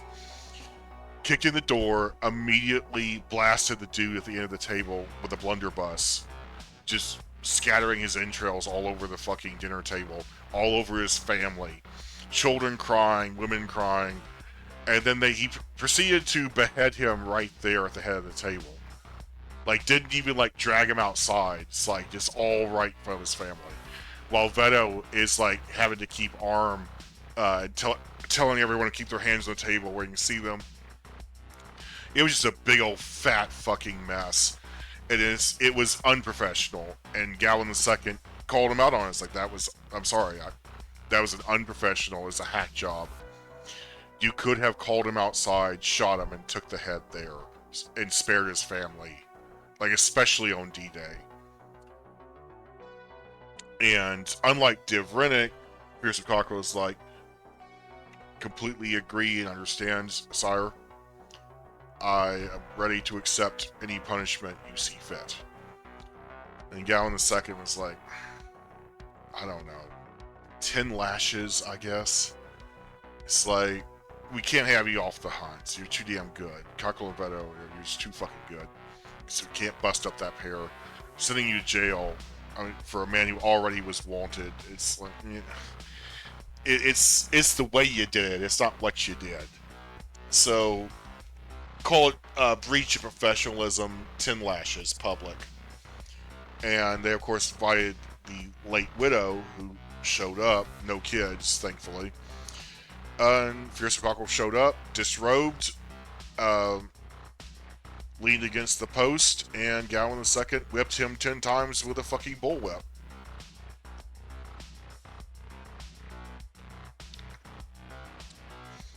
And it was about the 5th time that the widow was like, what is wrong with you people?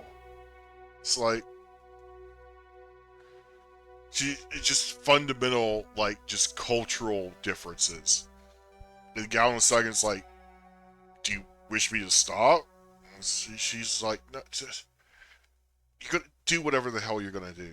And then she just left after, like, the 5th lashing.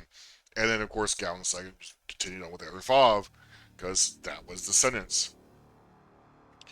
And then took him inside, cleaned his wounds, and Gowan II and Cockrell had a very long conversation that night over a bottle of Mountainberry wine, which is one of the few things he will drink, and basically got him to give up the timeline of what happened and why he did this. And Gowan II's like, okay, next time, if you're emotionally riled up like that, don't go on a hunt.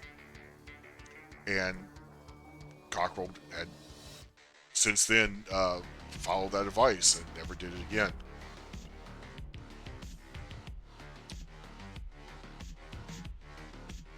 Now,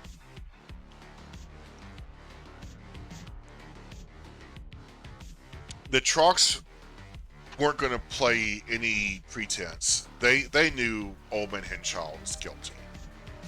He wasn't the first asshole to try to pull this off. and unfortunately he wasn't the last.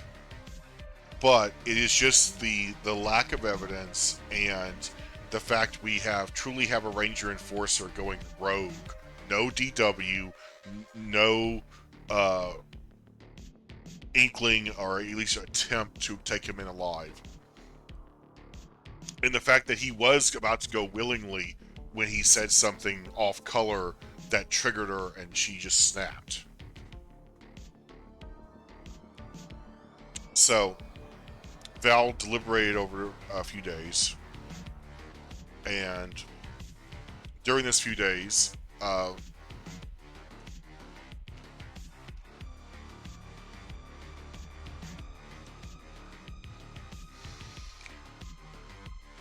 she got word that her husband, house builder, had accepted a long-range bid to go meet with these people called the Panjians. Let's see how much time I have left.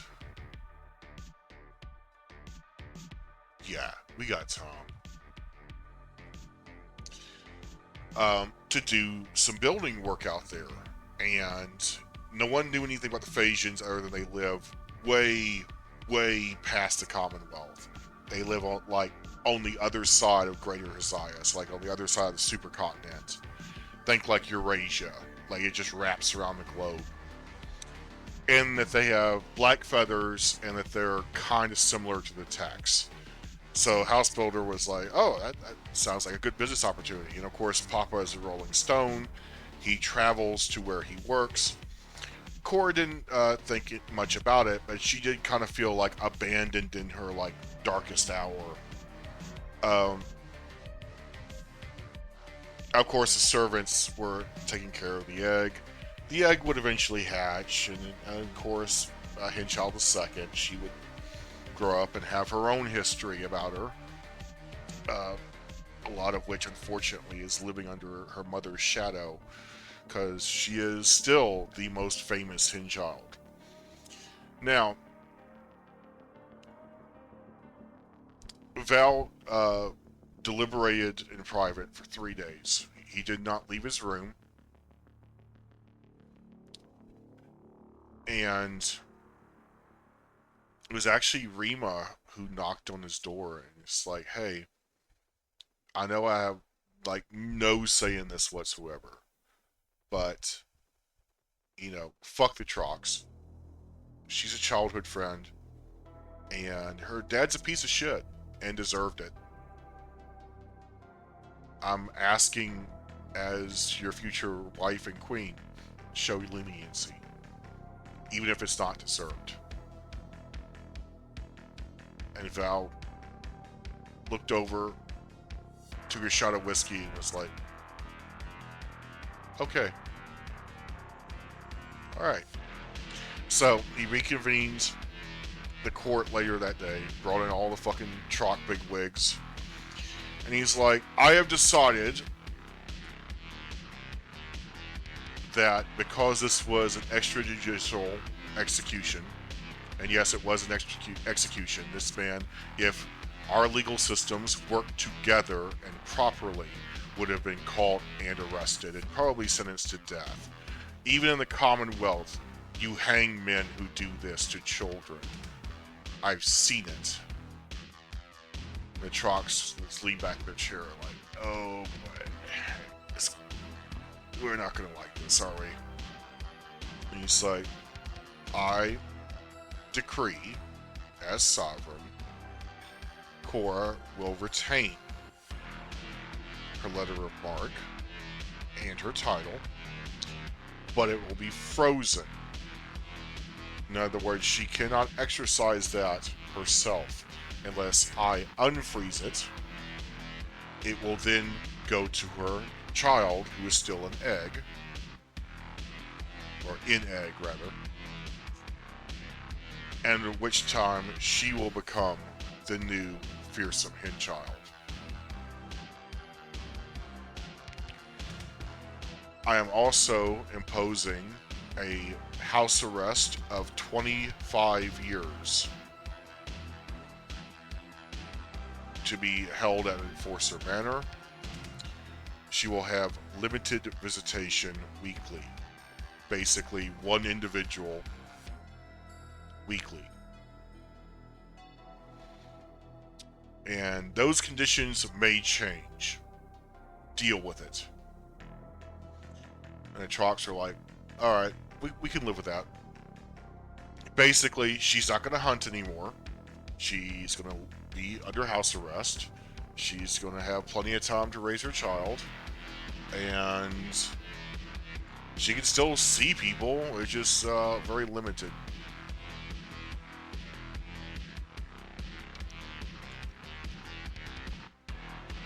Now, His Fearsome Majesty Cockrell continued to live in Enforcer Manor. He, of course, took care of his daughter and his granddaughter. House Builder never came back. In that 25-year span, he was absentee. And because Cockrell no longer hunts, and Veto's going back home, and Cora can't hunt, getting a ranger enforcer to just track him down and find out, hey, did you abandon your family, or is there something else going on? Most ranger enforcers wouldn't waste their time, and quite honestly, Hinschild and Cockrell don't have the money to pay them under the table to go find them. So Cockrell was of the opinion that he just abandoned his family when this big media storm of her being a murderer came about. Cora held out hope that it was just a misunderstanding, or maybe the Phasians had something to do with it. Maybe they captured him or something, or put him in jail for some bullshit reason. But one of the ways she found to make money was getting a publishing deal. And she hired a ghostwriter to come to her house once a week and compile her life story. Because it was very, very interesting. And she struck while the iron was hot immediately after her sentencing and house arrest. And she sent manuscripts to everyone involved just to make sure that no one would feel like, they were misrepresented. The publisher cut out a bunch of stuff involving magic, involving Weta, involving things that are, by their definition, just too fantastic. It's like so it's sort of like Baron Munchausen. It's like, you're making this shit up, Cora. So you didn't do this. And Cora's like, everything in this manuscript is factual. Deal with it. So they made some edits, and the first edition of Revenge of the Forsaken came out, and it was an absolute bonfire hit on both sides of the woods.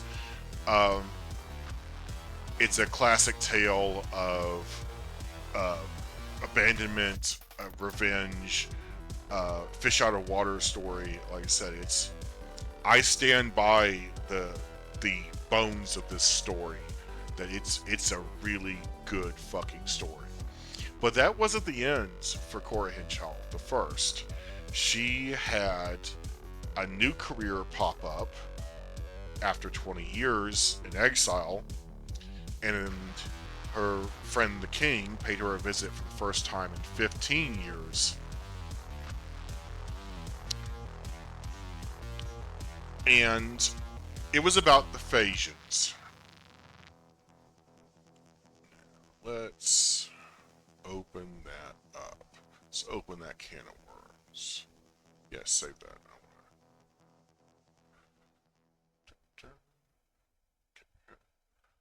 I will eventually have a session, I think this Thursday, of working on Get Good. It is one of my new passion projects. Alright. So, the walled city-state of Phasia, circa the Western Expedition era. Okay.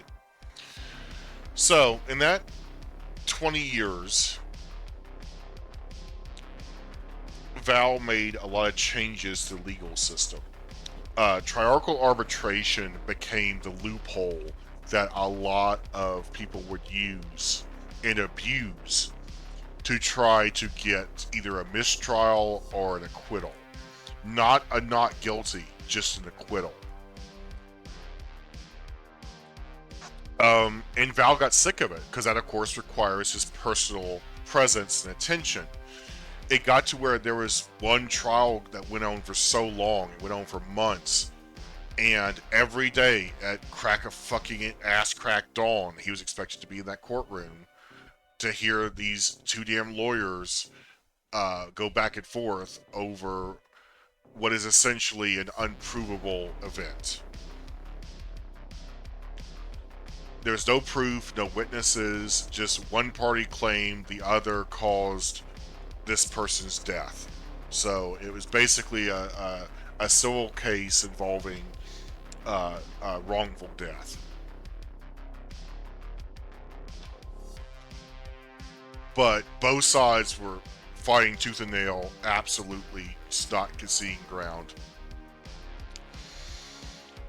And this was affecting Val's ability to do his other triarchal duties. He almost named certain somebody, certain Kropik, Lord Consort, so he could sit in instead. Problem is, Kropik would have been like, you know what, I'm going to flip a fucking coin, and we're going to be good with that. And as amusing as that might seem to Val, it's like, no, that's not really. Nah. So here's what he did. He reformed the courts, which he can do that. No one had done that since basically Galvin the Bastard, and then later his son.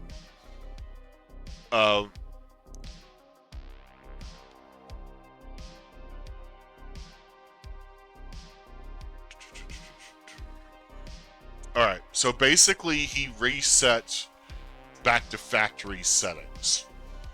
The only prosecutable crimes now are murder, rape, theft, terrorism, treason, and or insurrection.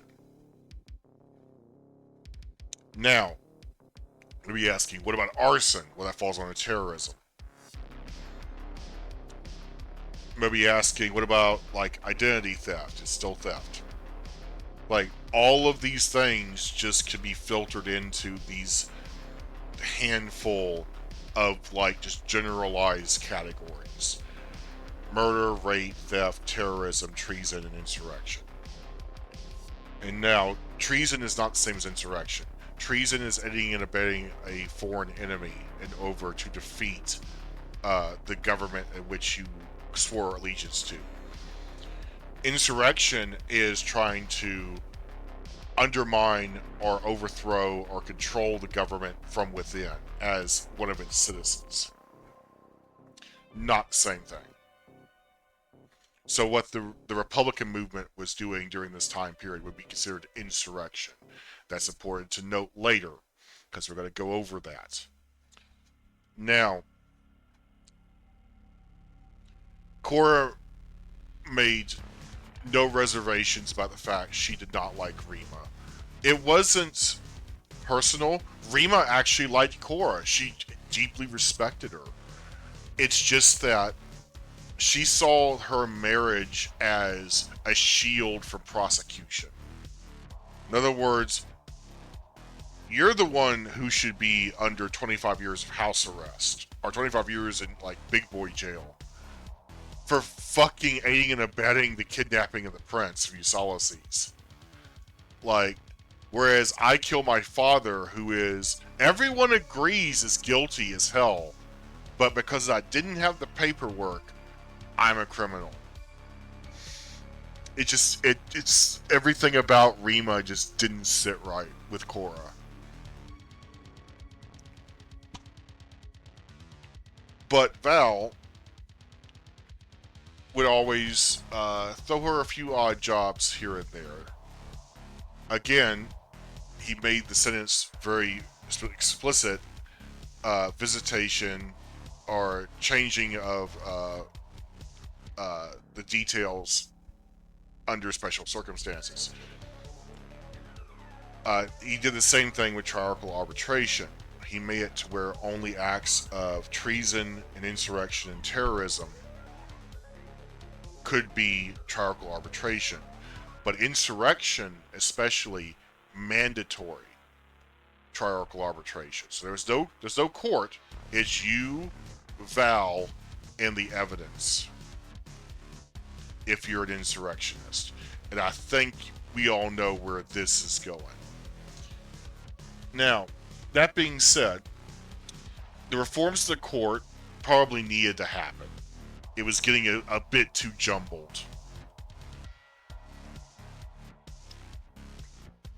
It ironically made jobs harder for lawyers because there's no wiggle room anymore. But that lack of triarchal arbitration meant he had to hire a bunch of new magistrates, which that's fine. Probably need to do that anyway because that population spike that Gowan II was expecting from outlawing condoms and other contraception finally hit. It was just delayed because, people have to grow up. So he's looking at double the size Ulysses with a deflated standing army. One of our best ranger enforcers is in house jail. And the queen at your side used to be a Republican terrorist who held you hostage. This is Val's world. So, as you see, he kinda is a little paranoid. Especially with 2 failed attempts to capture and or kill him. 3, technically. There was the sniper incident. Now,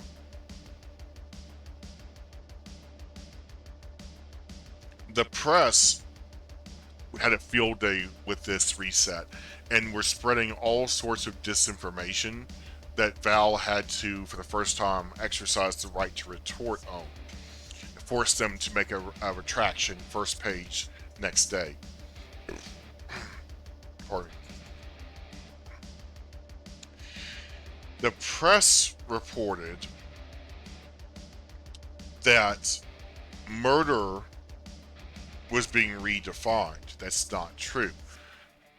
What was happening is that all types of murder have been rolled into just the category of murder. So there are people going around violating dueling law, which does not fall under murder, and claiming that old duels that were won decades ago were now murder and therefore illegal. Therefore, you can kill them out of basically reciprocity. Things of that nature. That basically Val just rewrote the definition of murder, so like all these fringe weirdo cases are now totally acceptable. No, that's not what he did. And that resulted in a massive bloodbath. A lot of old families with old grudges. It's like, that's no longer the definition of murder? It's like, well, we can work within that. A lot of people were found dead. And it was entirely the press's fault.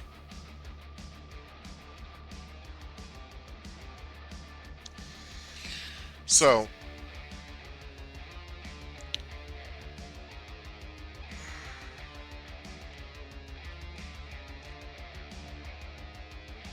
along with these court reforms,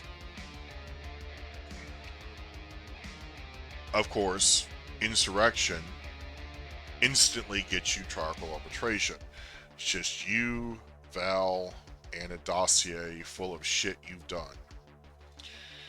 So, because of Revenge of the Forsaken during this 20-year period, a lot of Ranger Enforcers, even adults, were showing up and going through the Marshal Academy process to become a Ranger Enforcer. Because one, they finally got a good idea of how much it pays, which, remember, that was Cockrell and Veto money.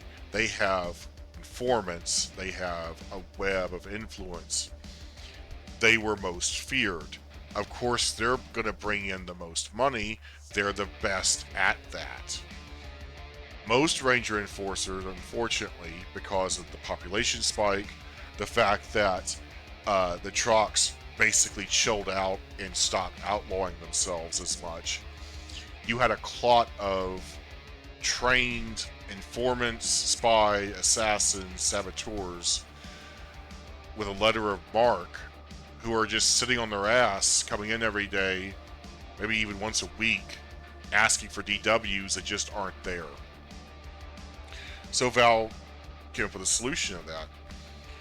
He's like, it is illegal to operate Ranger Enforcers inside the city limits unless they have an arrest warrant. If they have an arrest warrant, then any law enforcement can go get them. But here's the thing. He would work very closely with Fearsome Majesty Cockrell and several other magistrates to make sure that his little capture team, which the press from various eyewitness testimonies would refer to as shadow men, they would wear all black robes, no crests, black hats, and a black stocking over their heads. They look like shadow men, or like the Hat Man. They would show up and put a black bag over your head, throw you in the lightning carriage, which I'll get on that in a second. First electric car, technically, ran on lead acid batteries. Val's favorite toy and means of convenience. Not very long ranged, but was very quick and very quiet. So he could sneak up with a carriage of 4 dudes, pick your lock on your front door, wouldn't even realize that they're there until they're in your apartment.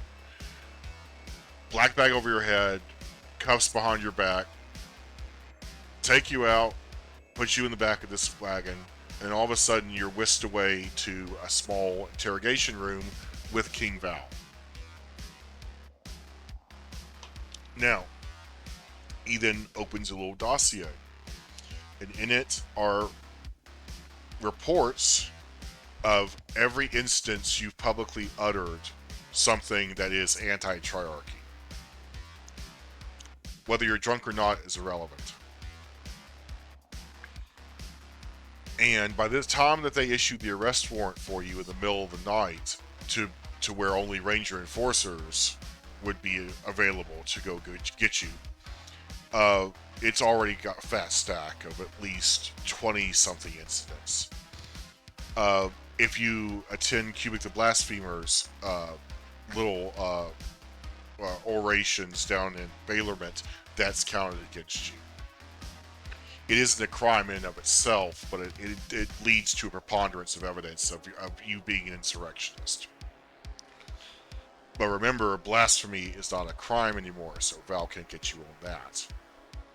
However, you hang out with certain people, you listen to certain people, you express certain ideas in public, there's going to be a Ranger Enforcer there in the corner, drinking his beer quietly and writing it down.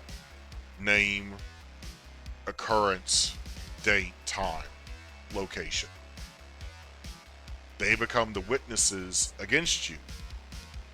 And if Val decides to pay them under the table, say 50 silver a day, to just hang out in these known insurrectionist hotspots and just listen and write down shit, that's not violating their purview. And if they're issued an emergency arrest warrant in the middle of the night and they just happen to be available, well, that's not violating their purview either. Eventually, King Kulik did figure out what Val was doing, and he was like, as long as you're doing it to insurrectionists, I don't fucking care. So, kind of washed his hands of that. But the other Triarchs knew. They knew. And Val mastered the wearing of the 2 masks. At night, he was the Hat Man, coordinating a bunch of shadow men to come disappear your ass. During the day, he is the beloved nerdy king who married a bar wench and who's friends with Cora Henchild. You know her. You read her autobiography recently. He's very into science and stuff. He holds scientific forums where people show off their stuff, like, say, early electric cars. And he has one of his carriages converted to run off of one, basically, creating the lightning carriage. And then he has his buddy Vitma Okami make a storm scene with a silhouette of her grandmother, Vola Okami, as the Thunder Witch, backlit by a thunderbolt. Now, when riding around in his lightning carriage, his electric carriage, one of the first things he figured out as a problem is there was a blind pedestrian crossing the road. Now, when an Enac's coming, you hear their claws clack on the pavement. I don't know if you can hear that. I'm trying to do it on the table, trying to emulate, but you hear them coming. They also knackle. They make noises. And of course, if you have the blind man's pole, obviously you're a blind pedestrian.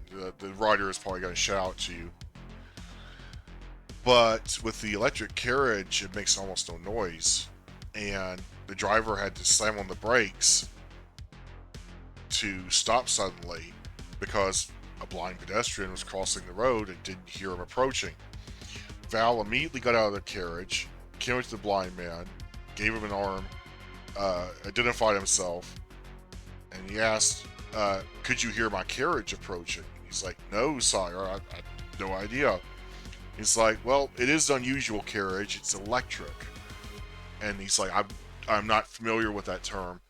It's like, basically it uses invisible energy to turn a motor that then turns the wheels. And the blind man was like, that's very interesting, sire, but it's completely silent. Never heard it coming.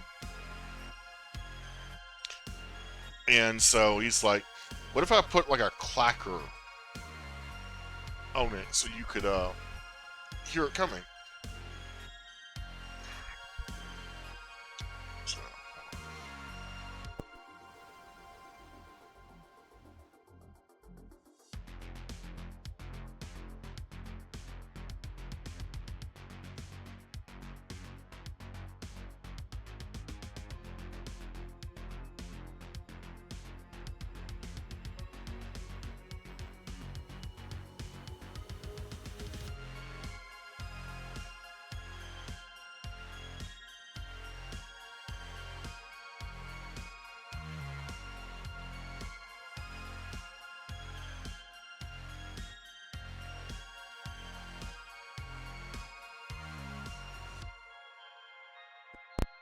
Sorry, I had to go to the bathroom again. And this blind pedestrian gave him some very good feedback. It's like, yeah, a clacker on like one of the wheels would be great. Similar to like a, playing card and the bicycle spoke thing. Just something to make noise. That, of course, would be removed for its nighttime activities. It also had electric lighting as well, some early electric lighting. But here's the master of Val. Let's say you're coming home late from the bar, round a corner, and you see an Enacless carriage drive by and stop, completely silent. 5 dudes get out, one of which is wearing a big hat. They go into this apartment building, bring out this dude with a black bag over his head, put him in the back of the carriage. They all file in after him, and then the driver just silently speeds away. You sound like a crazy person.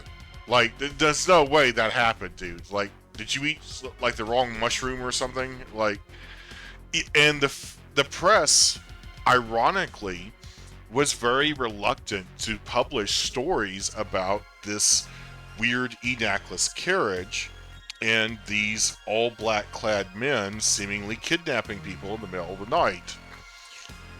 Even though they knew damn good and well Val had an Enactless carriage, his lightning carriage. But it's like the press just could not bring themselves to put those two together. It's like these guys had to be like hallucinating. There's just no way. There were a few investigative journalists who outright accused Val of disappearing people. To which he said, "Who? Which people?" They list off names, and it's like, according to our records, they pled guilty to insurrection. They're currently serving time.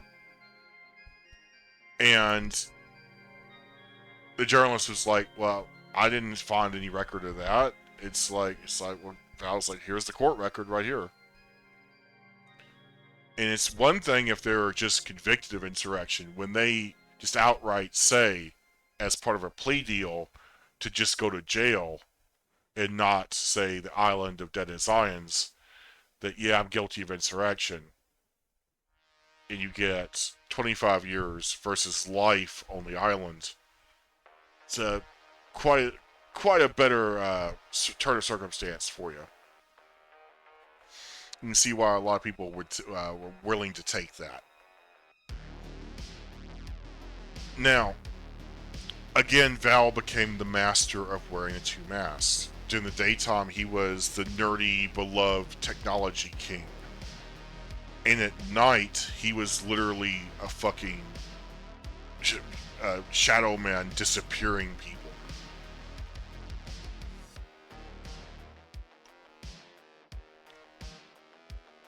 Now, let's talk about the Phasians. The first utterance of the Phasians came about by doing trade with Trox sailors who do trade with Viking ports further west of the Sea of Octon. Like, bring up a map here.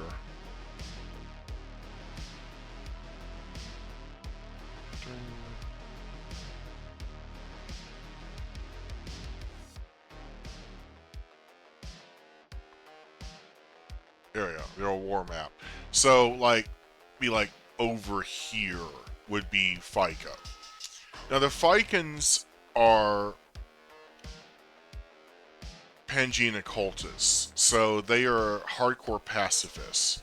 They take literal interpretation of the fact that all things have a right to exist.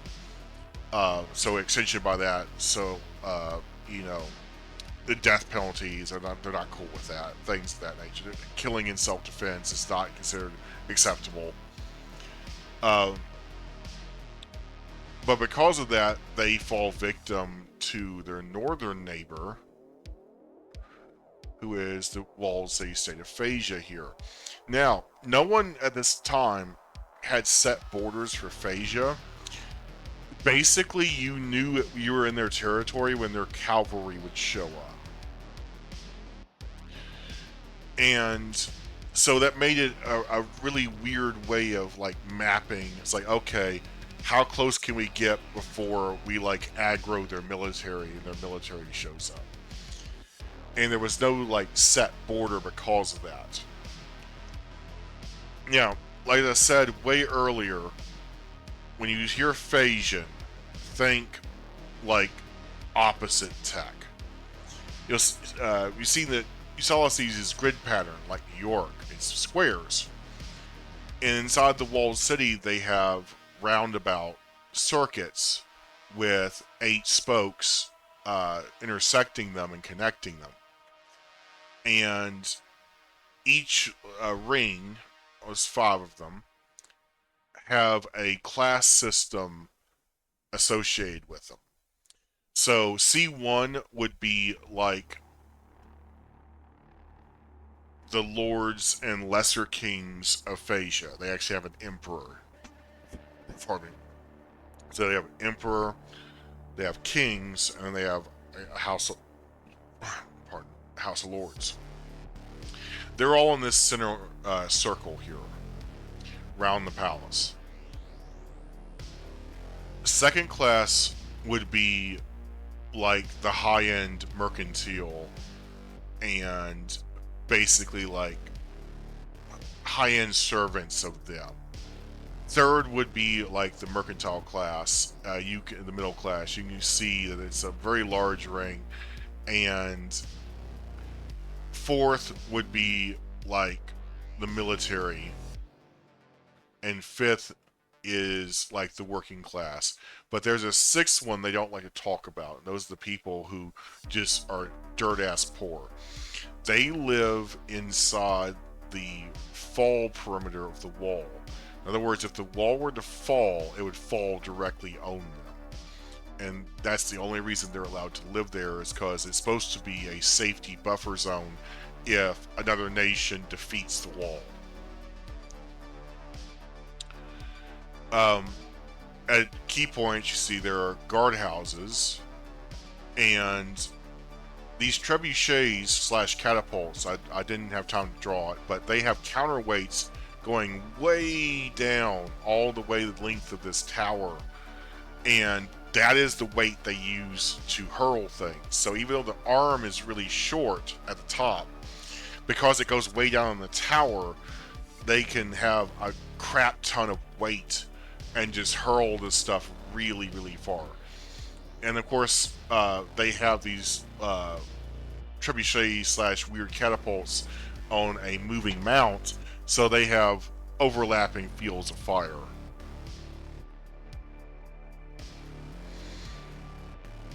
And they have a east gate, a north gate, south gate, and west gate.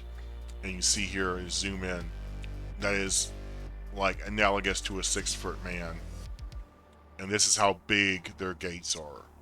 And of course, the wall extends quite a bit above that, say like right about there above that. And then you have a tower either side. So that gives you the scale we're looking at. Like, this is easily like a 350-foot wall. Like, it's massive.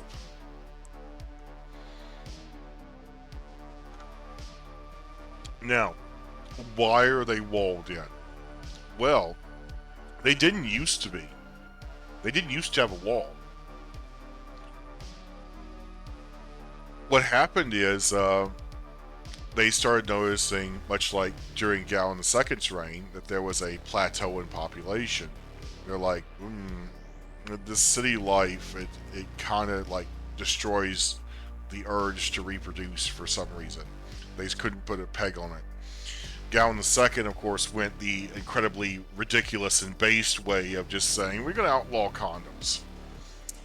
The Phasians were like, yeah, we can't really enforce that. I know what we'll do. We'll go down to FICA, where they have a bunch of farms and like small cottage industry. They have a bunch of kids. We'll just start kidnapping their children, and maybe even paying our Hazayan, the magpie-like Phasian Hazayan, which is black and white, to go grab children and bring them to us, and we'll pay them in fish and other things. Sometimes they would pay them in alcohol. They actually would get Hazayans addicted to wine and use that as payment for bringing them Viking children. Now, the Vikings were not okay with that. A lot of complaints.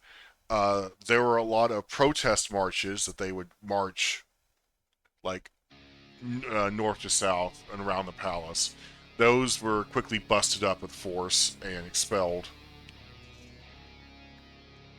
But being pacifists, that's the most they can really do, is just protest. So there came to be a subsection of Viking. You see them a lot in Get Good, especially with Commander Griss. They are called Underminers. And at first, they were passive-aggressive towards the Phasians. Like, they would undermine the walls to keep out raiders such as themselves to try to bring back those children they kidnapped. And they kidnapped like a lot of children, like thousands. They would undermine the wall, and it would burst and fall down, and then while they're trying to repair it the next day, a raid would come in and snatch back children. Now, if you're wondering how can they tell the Phasians the Vikings are slightly shorter and have dark blue feathers mixed in with their black feathers. Whereas Phasians tend to have either light gray or sometimes white along the back of the head. Think of like the stereotypical like graying area for like most men. Some Phasians have that. Some Phasians don't, and it's just black feathers, but their chest feathers will be white as an indicator. And of course, because I am fabulizing and using analogy to Asiatic culture, they have both have Asiatic features. The Phasians tend to be more light skinned and more resemblant of like the Japanese or the Koreans. And the Fikans are more like the Indo-Chinese or the Taiwanese, the Filipino, the more darker skinned and more divergently ethnic Southeast Asians. And you better believe there's a technology gap. Most Vikings at that time were just farmers or furniture makers, carpenters, house builders like Cora's husband. You know, just good salt of the earth, like productive, you know, industries. It wasn't until they started getting in bed with the techs, the Trox, they started making like electronics and shit.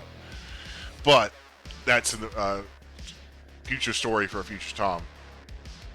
Right now, you got the Phasians kidnapping children, even getting Hazians, their local Hazians, addicted to alcohol to as a ply to get them to go kidnap Viking children, literally snatch them up and fly them away. About this time, they had to start building walls to keep the slaves in and the underminers out. Now, the underminers have their own villages because they're not allowed to live amongst the good, decent folk who are just, you know, pacifist Vikings. And you could very quickly tell that you're in an underminer village because the men are armed. And usually it's short swords, knives, things of that nature, bows and arrows. But it's not to say that regular Vikings don't hunt as well and will use bow and arrow, but they're obviously hunting bows. They're not heavy for, like, say, taking out a guy who's on Enoch back wearing armor. Now, the Underminers would very much like to get their hands on the Phasians' newest toy, which is the musket. The musket, along with explosive bomb or bombas they carry, sort of like grenades, basically decimate them every time they try to raid the current Phasia with the wall, overlapping fields of fire from the towers. Like, it's, unless you're going under, you're not getting in. Until the tech showed up. Now, this was a three-parter for the techs. One, they were to, with a small detachment with King Val, because he's direct descendant of Voss, going to go into Tetric and basically apologize for the Tetric massacre and sign a new peace treaty with the Commonwealth, which would also give them a lot more inroads economically to the Tech Nation, but also more reciprocity with law enforcement, which is one of the things Val pointed out with the botched manhunt for Mr. Henchild, is that we issue warrants to these guys and you just ignore them. So they will know more. They're going to honor them this time. But the Trox wanted something in return. Down here, remember we were talking about water, and it's you just little seaport here with a fishery and cannery. You can see it's got a little sailing boat. Isn't that cute? They were having a real problem with this dickbag, Lord Admiral Durnick. his descendant with the Yellowbird, an updated version, this time with rockets and landing ships. Well, they would come on to land and just rape and pillage, just being big old fat pirates. And the local baron there was like, we don't have the firepower to expel these assholes. And the Commonwealth was the Baron Council of Barons were like, oh, we know some guys who could expel this asshole. So, while visiting slash apologizing for the massacre in Tetrick, Val was told, hey, we have a situation down in Watern with Nork pirates. It's pretty bad. We heard, you want to explore more of the Commonwealth and eventually make contact with the Phasians, which I'm going to tell you basically what Val told Cora in private, which begins basically the Purple Sash. Okay. The official version was Val with his 1,000 rangers and warders went down to Watern just to basically vacation. It is a lovely seaside town. And then whilst there, witnessed the Norks piracy and was like, absolutely not, we're going to stop that. That's actually not what happened. It was basically repayment for the Tetrick Massacre, like blood for blood, basically. Now,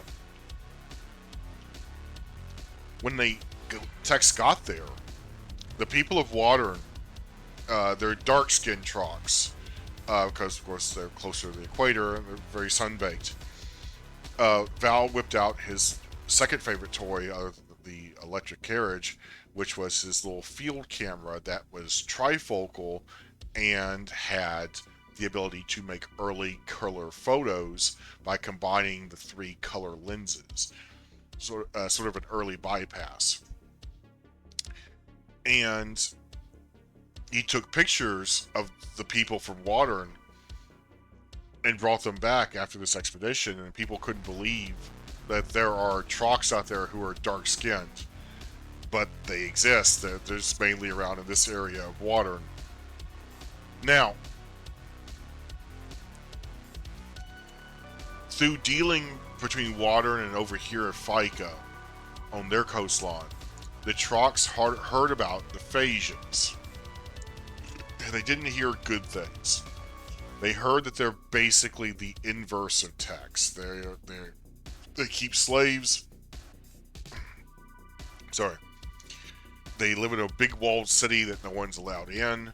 Whereas Ulysses, you can just blow in, outlaw yourself, and blow out, but they'll come find you. And unlike for a certain extent, the Tech Nation, it's like if you violate their borders, they will send out cavalry to like meet and greet you, basically. Whereas for the most part, Tech Nation, unless you're doing something illegal or you're like a huge military force, it's not going to happen. So basically, expect to be harassed by the Phasian cavalry when you're within their range. Whereas in the Tech Nation, you might encounter a ranger enforcer, like as they're going about their hunt or just patrolling the merchant's highway, but they're not going to like harass you. They might ask you like, "Hey, is anyone shady?" Like people like in the tree line, like observing and ducking out of cover. I'm like, no, like okay, because they're not after you. They're after like highwaymen and shit like that. Now, they went down to Watern, and I remember this cannery produces big sheets of uh, tech standards for armoring something inferior steel. It's just basically just sheet steel. They use it to make cans with, so they can can the fish and sell it elsewhere. Um,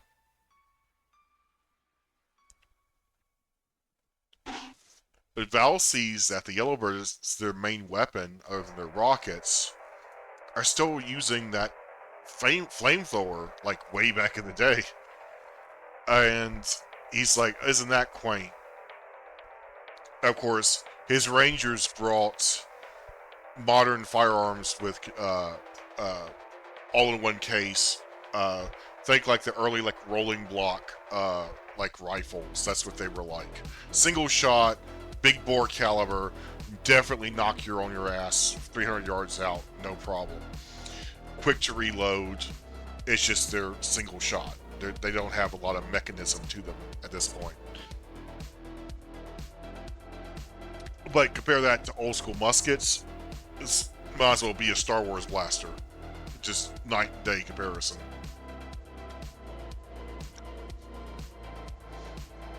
So, Val gets an idea. What if we make a ship out of steel? And of course, the Steel Baron there is like, and the mayor of Water, and we're like, Sire, I think you've been out in the sun too long. He's like, no. He demonstrated that you can get a steel galvanized tub to float in water. He's like, just scale it up. And if you have a ship made of steel and it has cannons on it, it's like the Yellowbird is going to be introduced to the bottom of the ocean because it doesn't have projectile weapons. It has flamethrower with a nozzle at the head of it, and it has rockets which basically spread spark and ember to ignite sails. If this thing has a little steam motor on it, like the ones we use back in Ulysses to do industry work, little turbine steam pot, like, there you go. Like, you got propulsion, and you got armor, and you got a main weapon system that is completely antithetical to the weapon systems of the Yellowbird. It's like, we could do this, guys. And the Trox are like, that's a lot of steel, and we're not sure about this. And Val's like, if it doesn't work, I will pay for everything. I swear. But if it does work, you got a battleship. That's literally the first utterance of the word. A ship made for battle, a battleship. And the Trox are like, well, that does sound sexy as fuck. Alright. So they made basically the first ironclad battleship.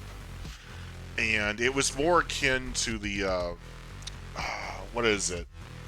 The Alabama? I can't remember. It's a Civil War era ship that was also ironclad. But it unleashed, I always think the Monitor had the turret. This did not have a turret. It just had a bunch of slots for guns underneath a sloped armor top. And a single propeller propelled by a little steam engine. So, the Norks were not unaware of them building the ship. The ship was not very large. It was like more like a sloop. It's like maybe 35 feet long. Crew of like 10 people. But it was made entirely of steel, and it was pretty fast, and it had a shit ton of cannons in it. Now, the cannons being used were brass. They were more Napoleonic style. But the techs taught them how to use that good canning steel to make canister shot, which could blanket the deck, basically like a huge shotgun. So, Val, the mayor, and the local baron just watched very, very tepidly as this steel monstrosity like slowly chugged out of the bay to go meet the Yellowbird. The Yellowbird immediately suffered damage to the front end, cutting off its little flamethrower. Canister shot like devastated its crew, and they rose their white flag. They try to surrender. So King Val and the local baron came out in a little longboat, and Lord Admiral Dernick came out in his little longboat, and they met like middle of the ocean. And he's like, I'm gonna have to concede the victory to you guys. It's like, I can't damage your steel ship, but your steel ship can surely damage mine. And it's been very badly damaged. I might not make it home alive. So, basically, hat off and bowed, and Val gave him the tech salute, which is left arm cross, slap bicep, and then arc. In an arc, raise your right hand, almost like you're doing the Forrest Gump wave. And of course, Lord Admiral gave him the old knuckles to forehead, fist to forehead, fingers out. And he went back in his ship and pedaled his sorry ass home because his sails were fucked up. And then the Trox got basically the first ironclad ship. And to thank the techs, they sent enough rolls of steel to the Tech Nation so they could make a sister ship on the opposite side so that they could completely cut off piracy from both sides of Octon, which had always been a problem, especially because of this asshole, Lord Admiral Durnick. Because he loves him some piracy.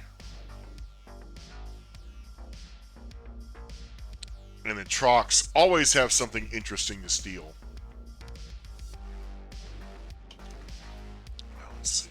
How much time do I have left on this? Oh, it's almost. I may have to cut this into a part 2. Alright. So, you have the regular Vikings who basically just put up with the Phasians, slinging their dick in their face, be like, we own you. And then you have, another humiliation tactic the Phasian cavalry really likes to do, and this is where the slur for Vikings comes from, and where the term in general comes from, is townships along the north of Fica who routinely have to deal with Phasian cavalry raids. Well, they'll just show up in town and basically just make an ass of themselves and demand free shit at sword and gunpoint. They will usually have the local chieftain there who wears a big fancy hat lick the boots clean of the Phasian cavalry officers before they leave. So that's where the term bootlicker comes from.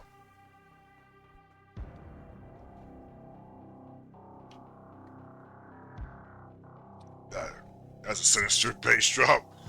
Bootlicker. But it's a racial slur for Vikings. Here's the thing: the pacifist Vikings just shrug their shoulder and it's like, hey, do what you gotta do to live. The underminers, if you call them a bootlicker, will probably attack you. It's like, no fucking way. Because they have some actual balls. Now, God, I really don't want to cut this to part 2, but we are approaching, how long has it been? Really hate that. Yeah, it's almost 3 hours. But anyway, as Val has such an interesting life, whereas pretty much the only thing Gallon II did was outlaw condoms and fight the Norks.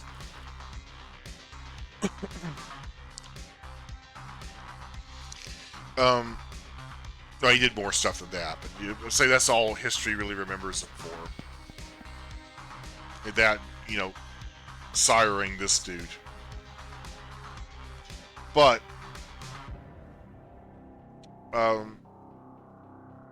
they went on from Wadern to Phasia, and they discovered that it's getting more and more tropical. They're actually technically going through, the northeast side of Fica. And the techs discover that it's really, really swampy and jungly out there.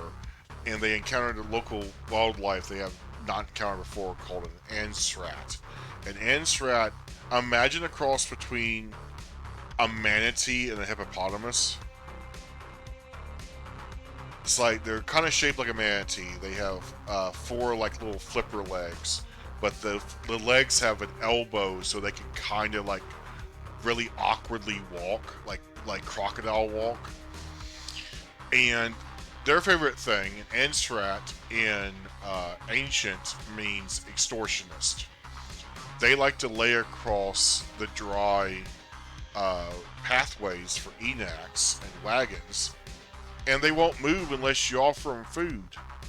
And they're a very intelligent creature, so they understand that if I block this major thoroughfare through this dense jungle, uh, these little feathery Hizaian-like people will give me food, and then I'll move, and then they go about their way, and I'll just do that to the next person that comes along.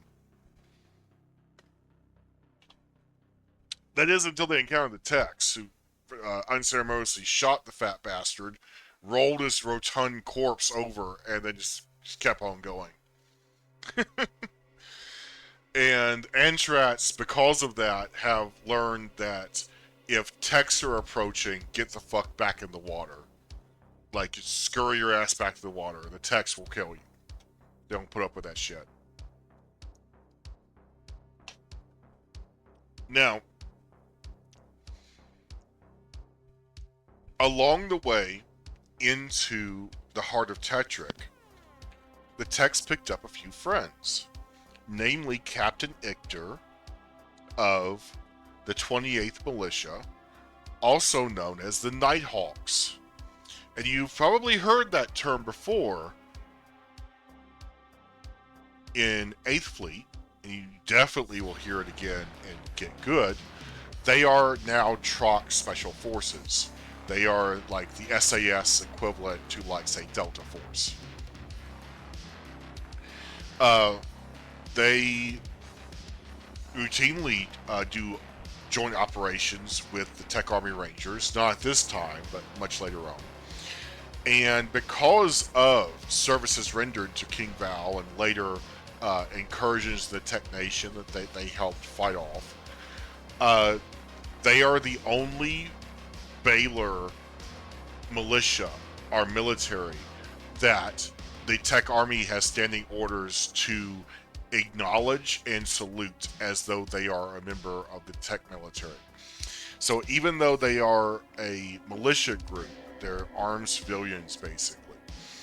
Even though they are Baylors, the Tech Ranger Corps has to salute them, and especially like their captains, their lieutenants, their officers, as though they are Tech.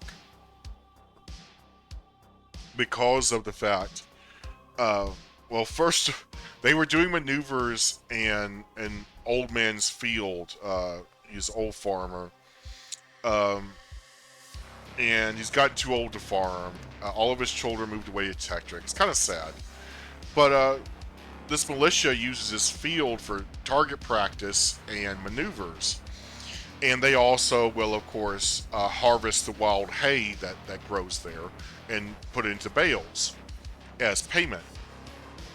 So basically, the militia works as farm for them. And they get this huge acreage of property to ride around on, shoot on, do crazy shit, maneuvers. And so it's a win-win deal. But the Tech entourage with King Val basically was coming right through this property, and the Nighthawks were on maneuvers for concealment. So they were literally hiding inside and outside of the hay bales, armed with shotguns. And the Tech Rangers are literally playing cat and mouse with them. And it's like, I know you're in or around this hay bale, dude. We saw you, like when we rode up. And of course, the Trocs would just remain silent and concealed. And so finally, Val's like, okay, we need to talk to these guys.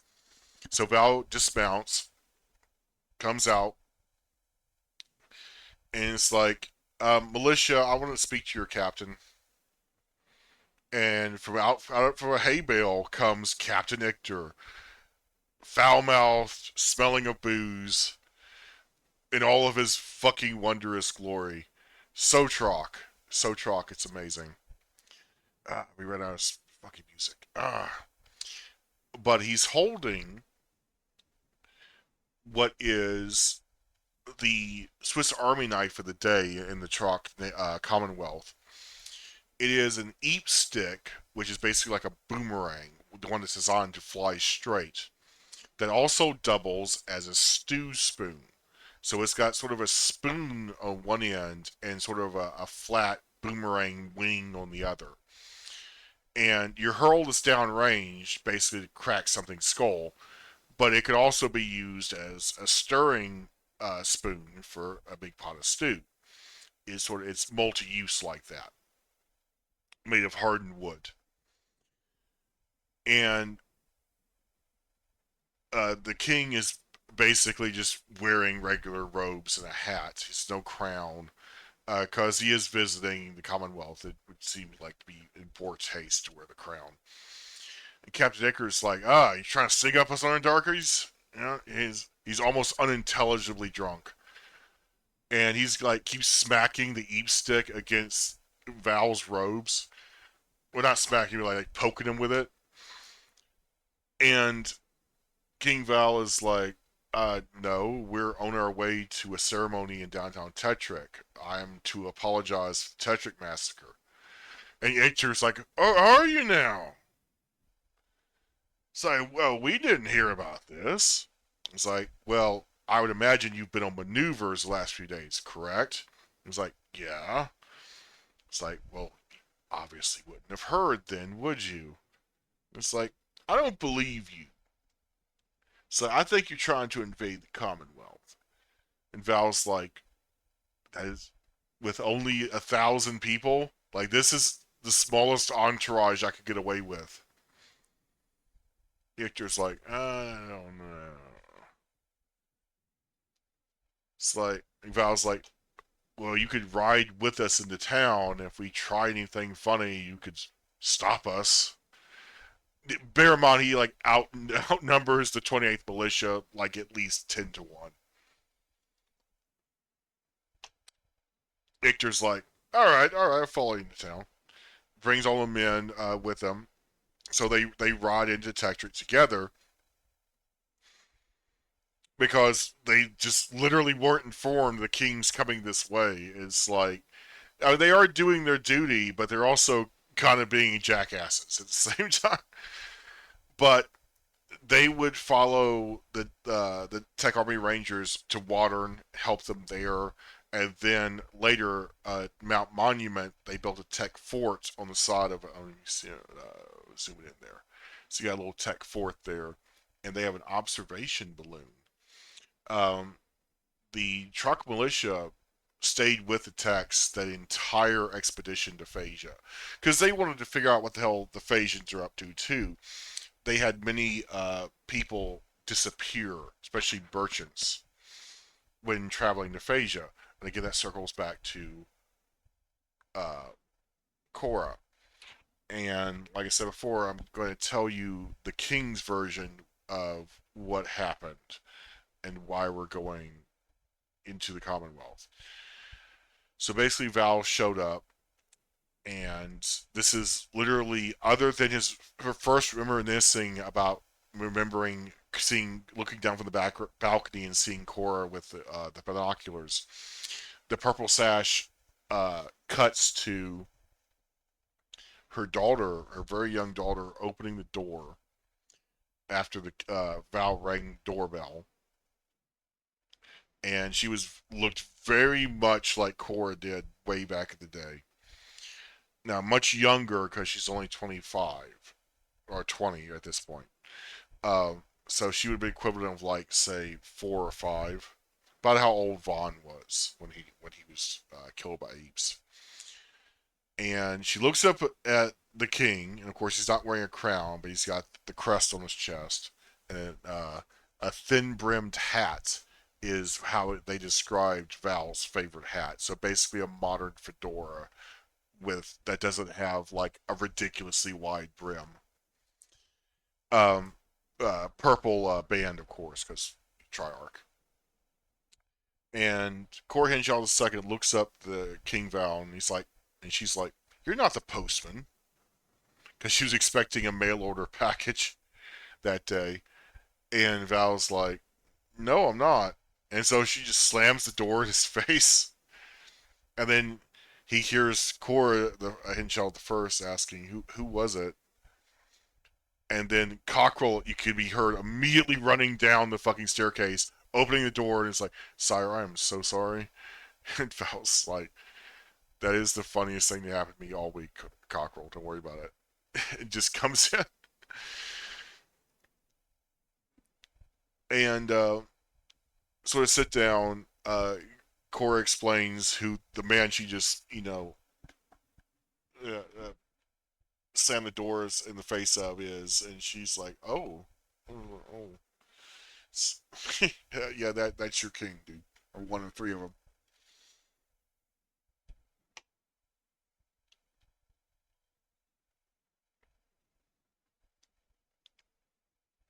And so after meeting, you know, with everyone, sitting down with coffee and cake,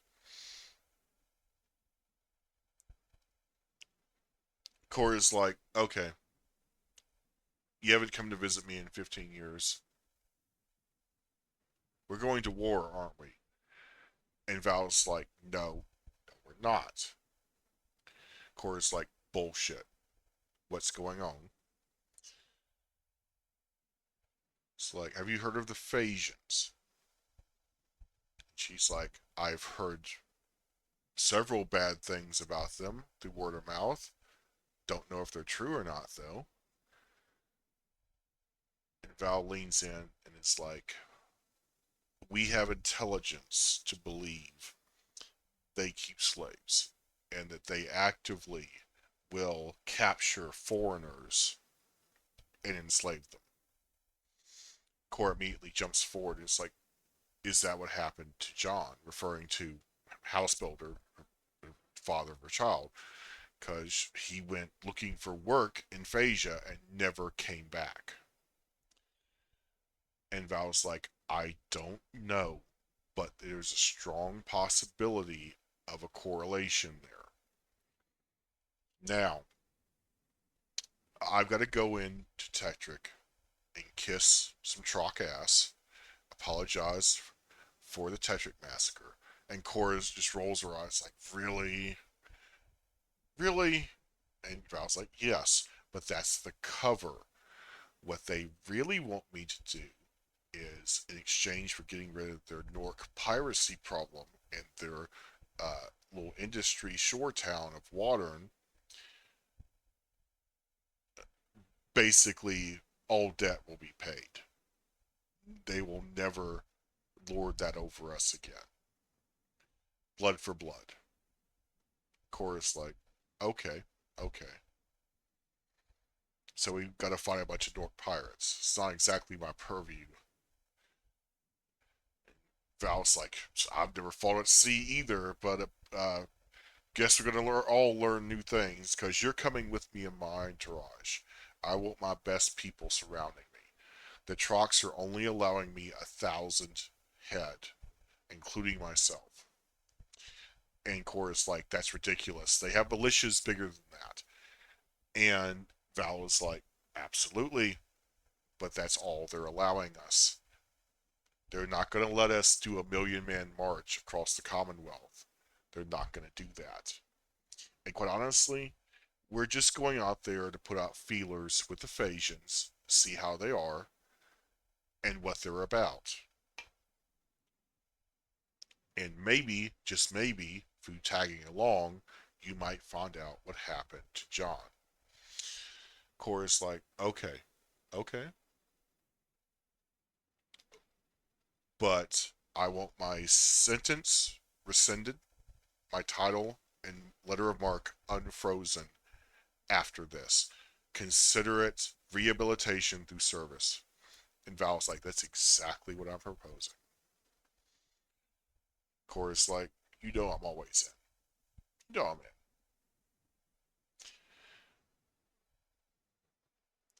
Then Rima had the audacity to speak to Cora,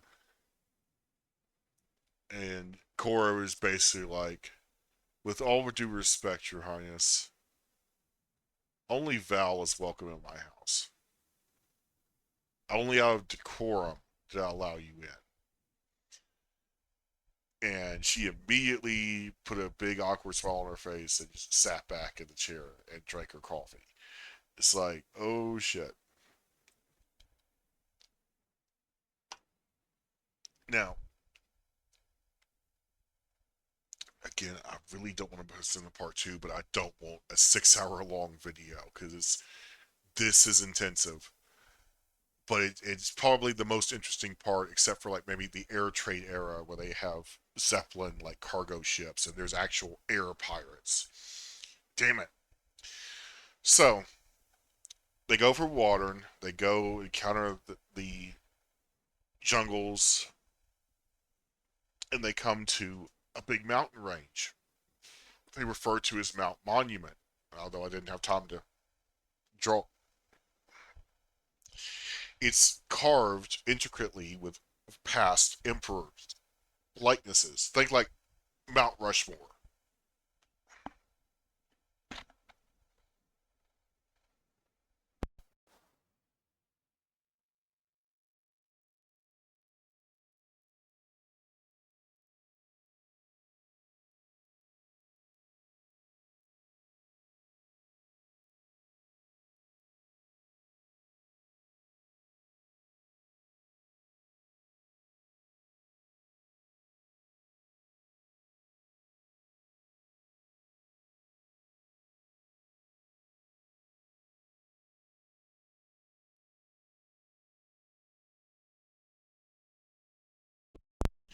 Sorry, had a little bit of a coughing fit. I just didn't record all that.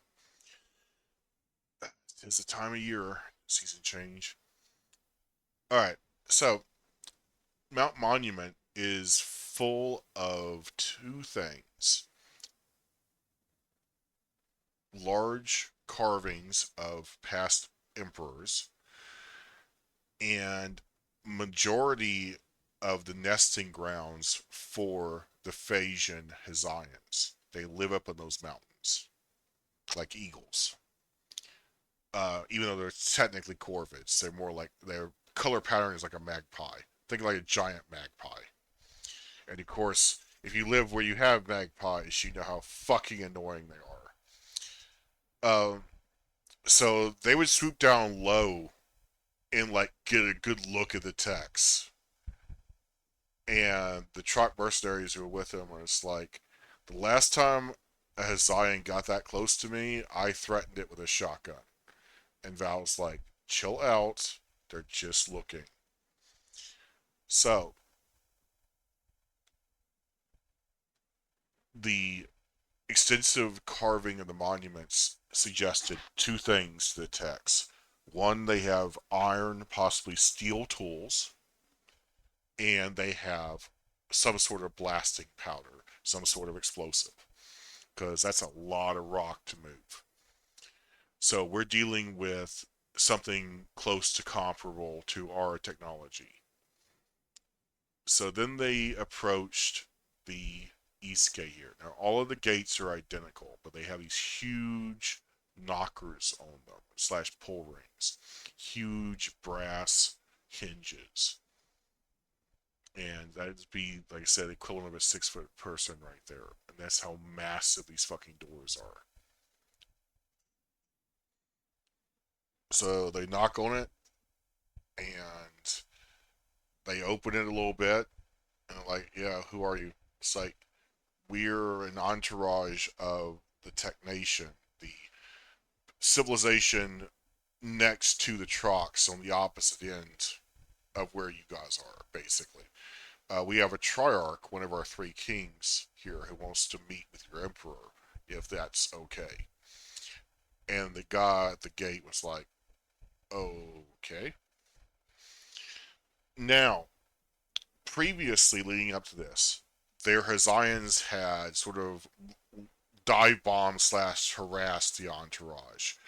They encountered the merchant Fife being essentially mid abduction. They had his neck in a man catcher, which if you've never seen a man catcher, it's basically a device for capturing a man.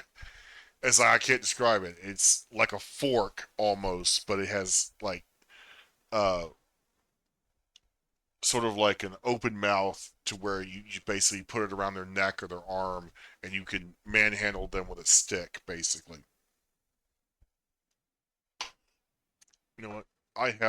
I'm not a caveman. I have the internet.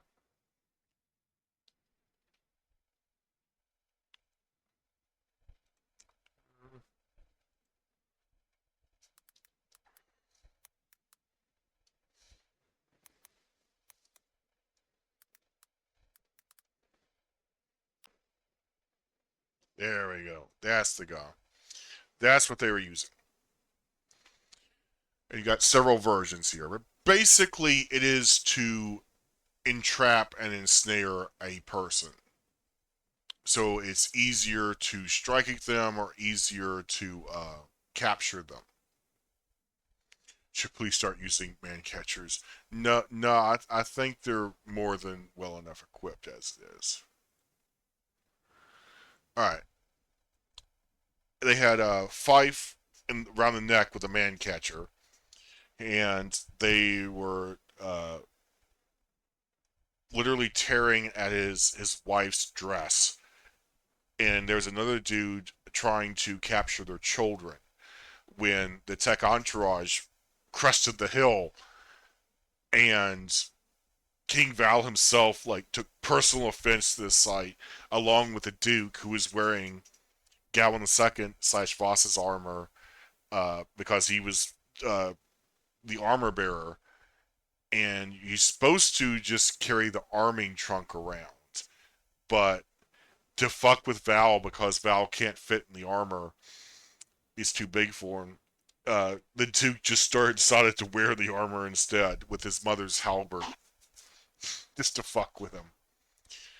Because, as he states, to bear also means to wear. So it was easier to wear the armor than to just lug around this huge army trunk.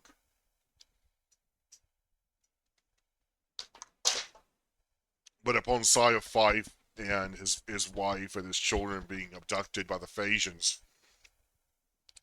it's like, yeah, no. The king shouted cease and desist, and the Phasians were like, under whose order or authority? And Val literally punched the dude right in the fucking face and said, under mine. The other dude took off his helmet and like threw it at the Duke, who was wearing Galactic Second's armor. It like just harmlessly bounced off, and the Duke was like, "What the fuck was that supposed to accomplish?" And then just ran him through with a fucking halberd. The guy with the man catcher like immediately released it when Val rounded around the Enax. Now, the Val by this time was wearing Ranger armor, so it was a hybrid Kodopan. So it was Kodopan was backed by steel. Uh, but he asked the dude, "Do you know of hand-to-hand combat?" And the Phasian was like, "Yeah, yeah, we practiced that." And Val was like, "All right, let's see how good you are. No weapons, just hand to hand." They're still both wearing armor, but Val basically was able to kick the dude's jaw in like within a few strikes. So what he found out is that their hackambat, as it were, their hand to hand, is not that great. Their kung fu is weak, basically. And the Duke and Val were then spoke with Fife and his wife and children, and is like, uh, that's basically shaking Val's hand is when he uttered the famous line, "I've never been so glad to see a tech in all my life."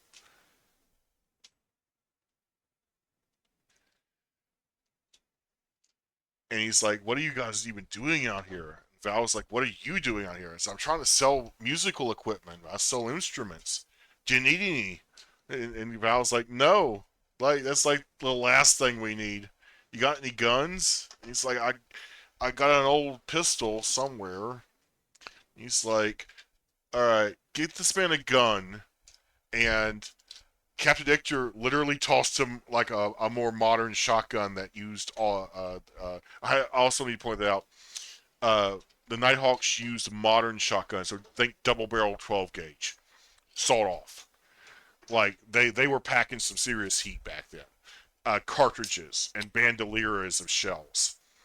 It's like they look like they're going out to hunt fucking Jabberwocky. Like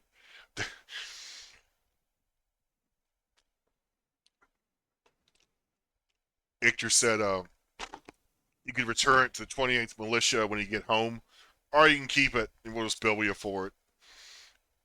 And Fife was like, fine by me. Can I get some shells? And he's like, fuck yeah, you can get some shells. And threw him a bandolier of shells. Fife was like, yeah. And thank the text, thank the Trox, and just immediately turned back to the Commonwealth. And it's like, yeah, we're not coming back. Screw that. And Val had a brief discussion with the Duke and is like, I really hope that was an isolated incident we just witnessed. And the Duke's like, I have a funny feeling it wasn't. In other words, maybe we just call it a crime in process. Maybe this isn't the way the Phasian cavalry operates. We need to talk to their emperor and get some context. So, cut back to knocking on the doors and being let in. And I'm going to have to end it there because we are at 3 hours. And like I said, a lot of spoilers for Revenge of the Forsaken and the Purple Sash all throughout this. There's no way to do it without telling you the basic storyline of that. Sorry. But maybe you prefer this version. Um, this is, like I said, other than like the air trade era and when they finally become spacefaring again with 8th Fleet Journal, this is probably my favorite period in the book series when they're just starting to get like really modern weapons, like self-contained cartridges, um, shotgun shells with that for shotguns. They're not hand loaded anymore. Things of that nature. And I guess I'll see you Thursday. I think I forgot to upload the last video. So I'm making videos. They're just not going to be, like I said, live stream anymore because there's really no point between the lag of the internet and the fact that I stream such a weird hour. But the videos will be there for anyone to see anytime. And see you next Thursday.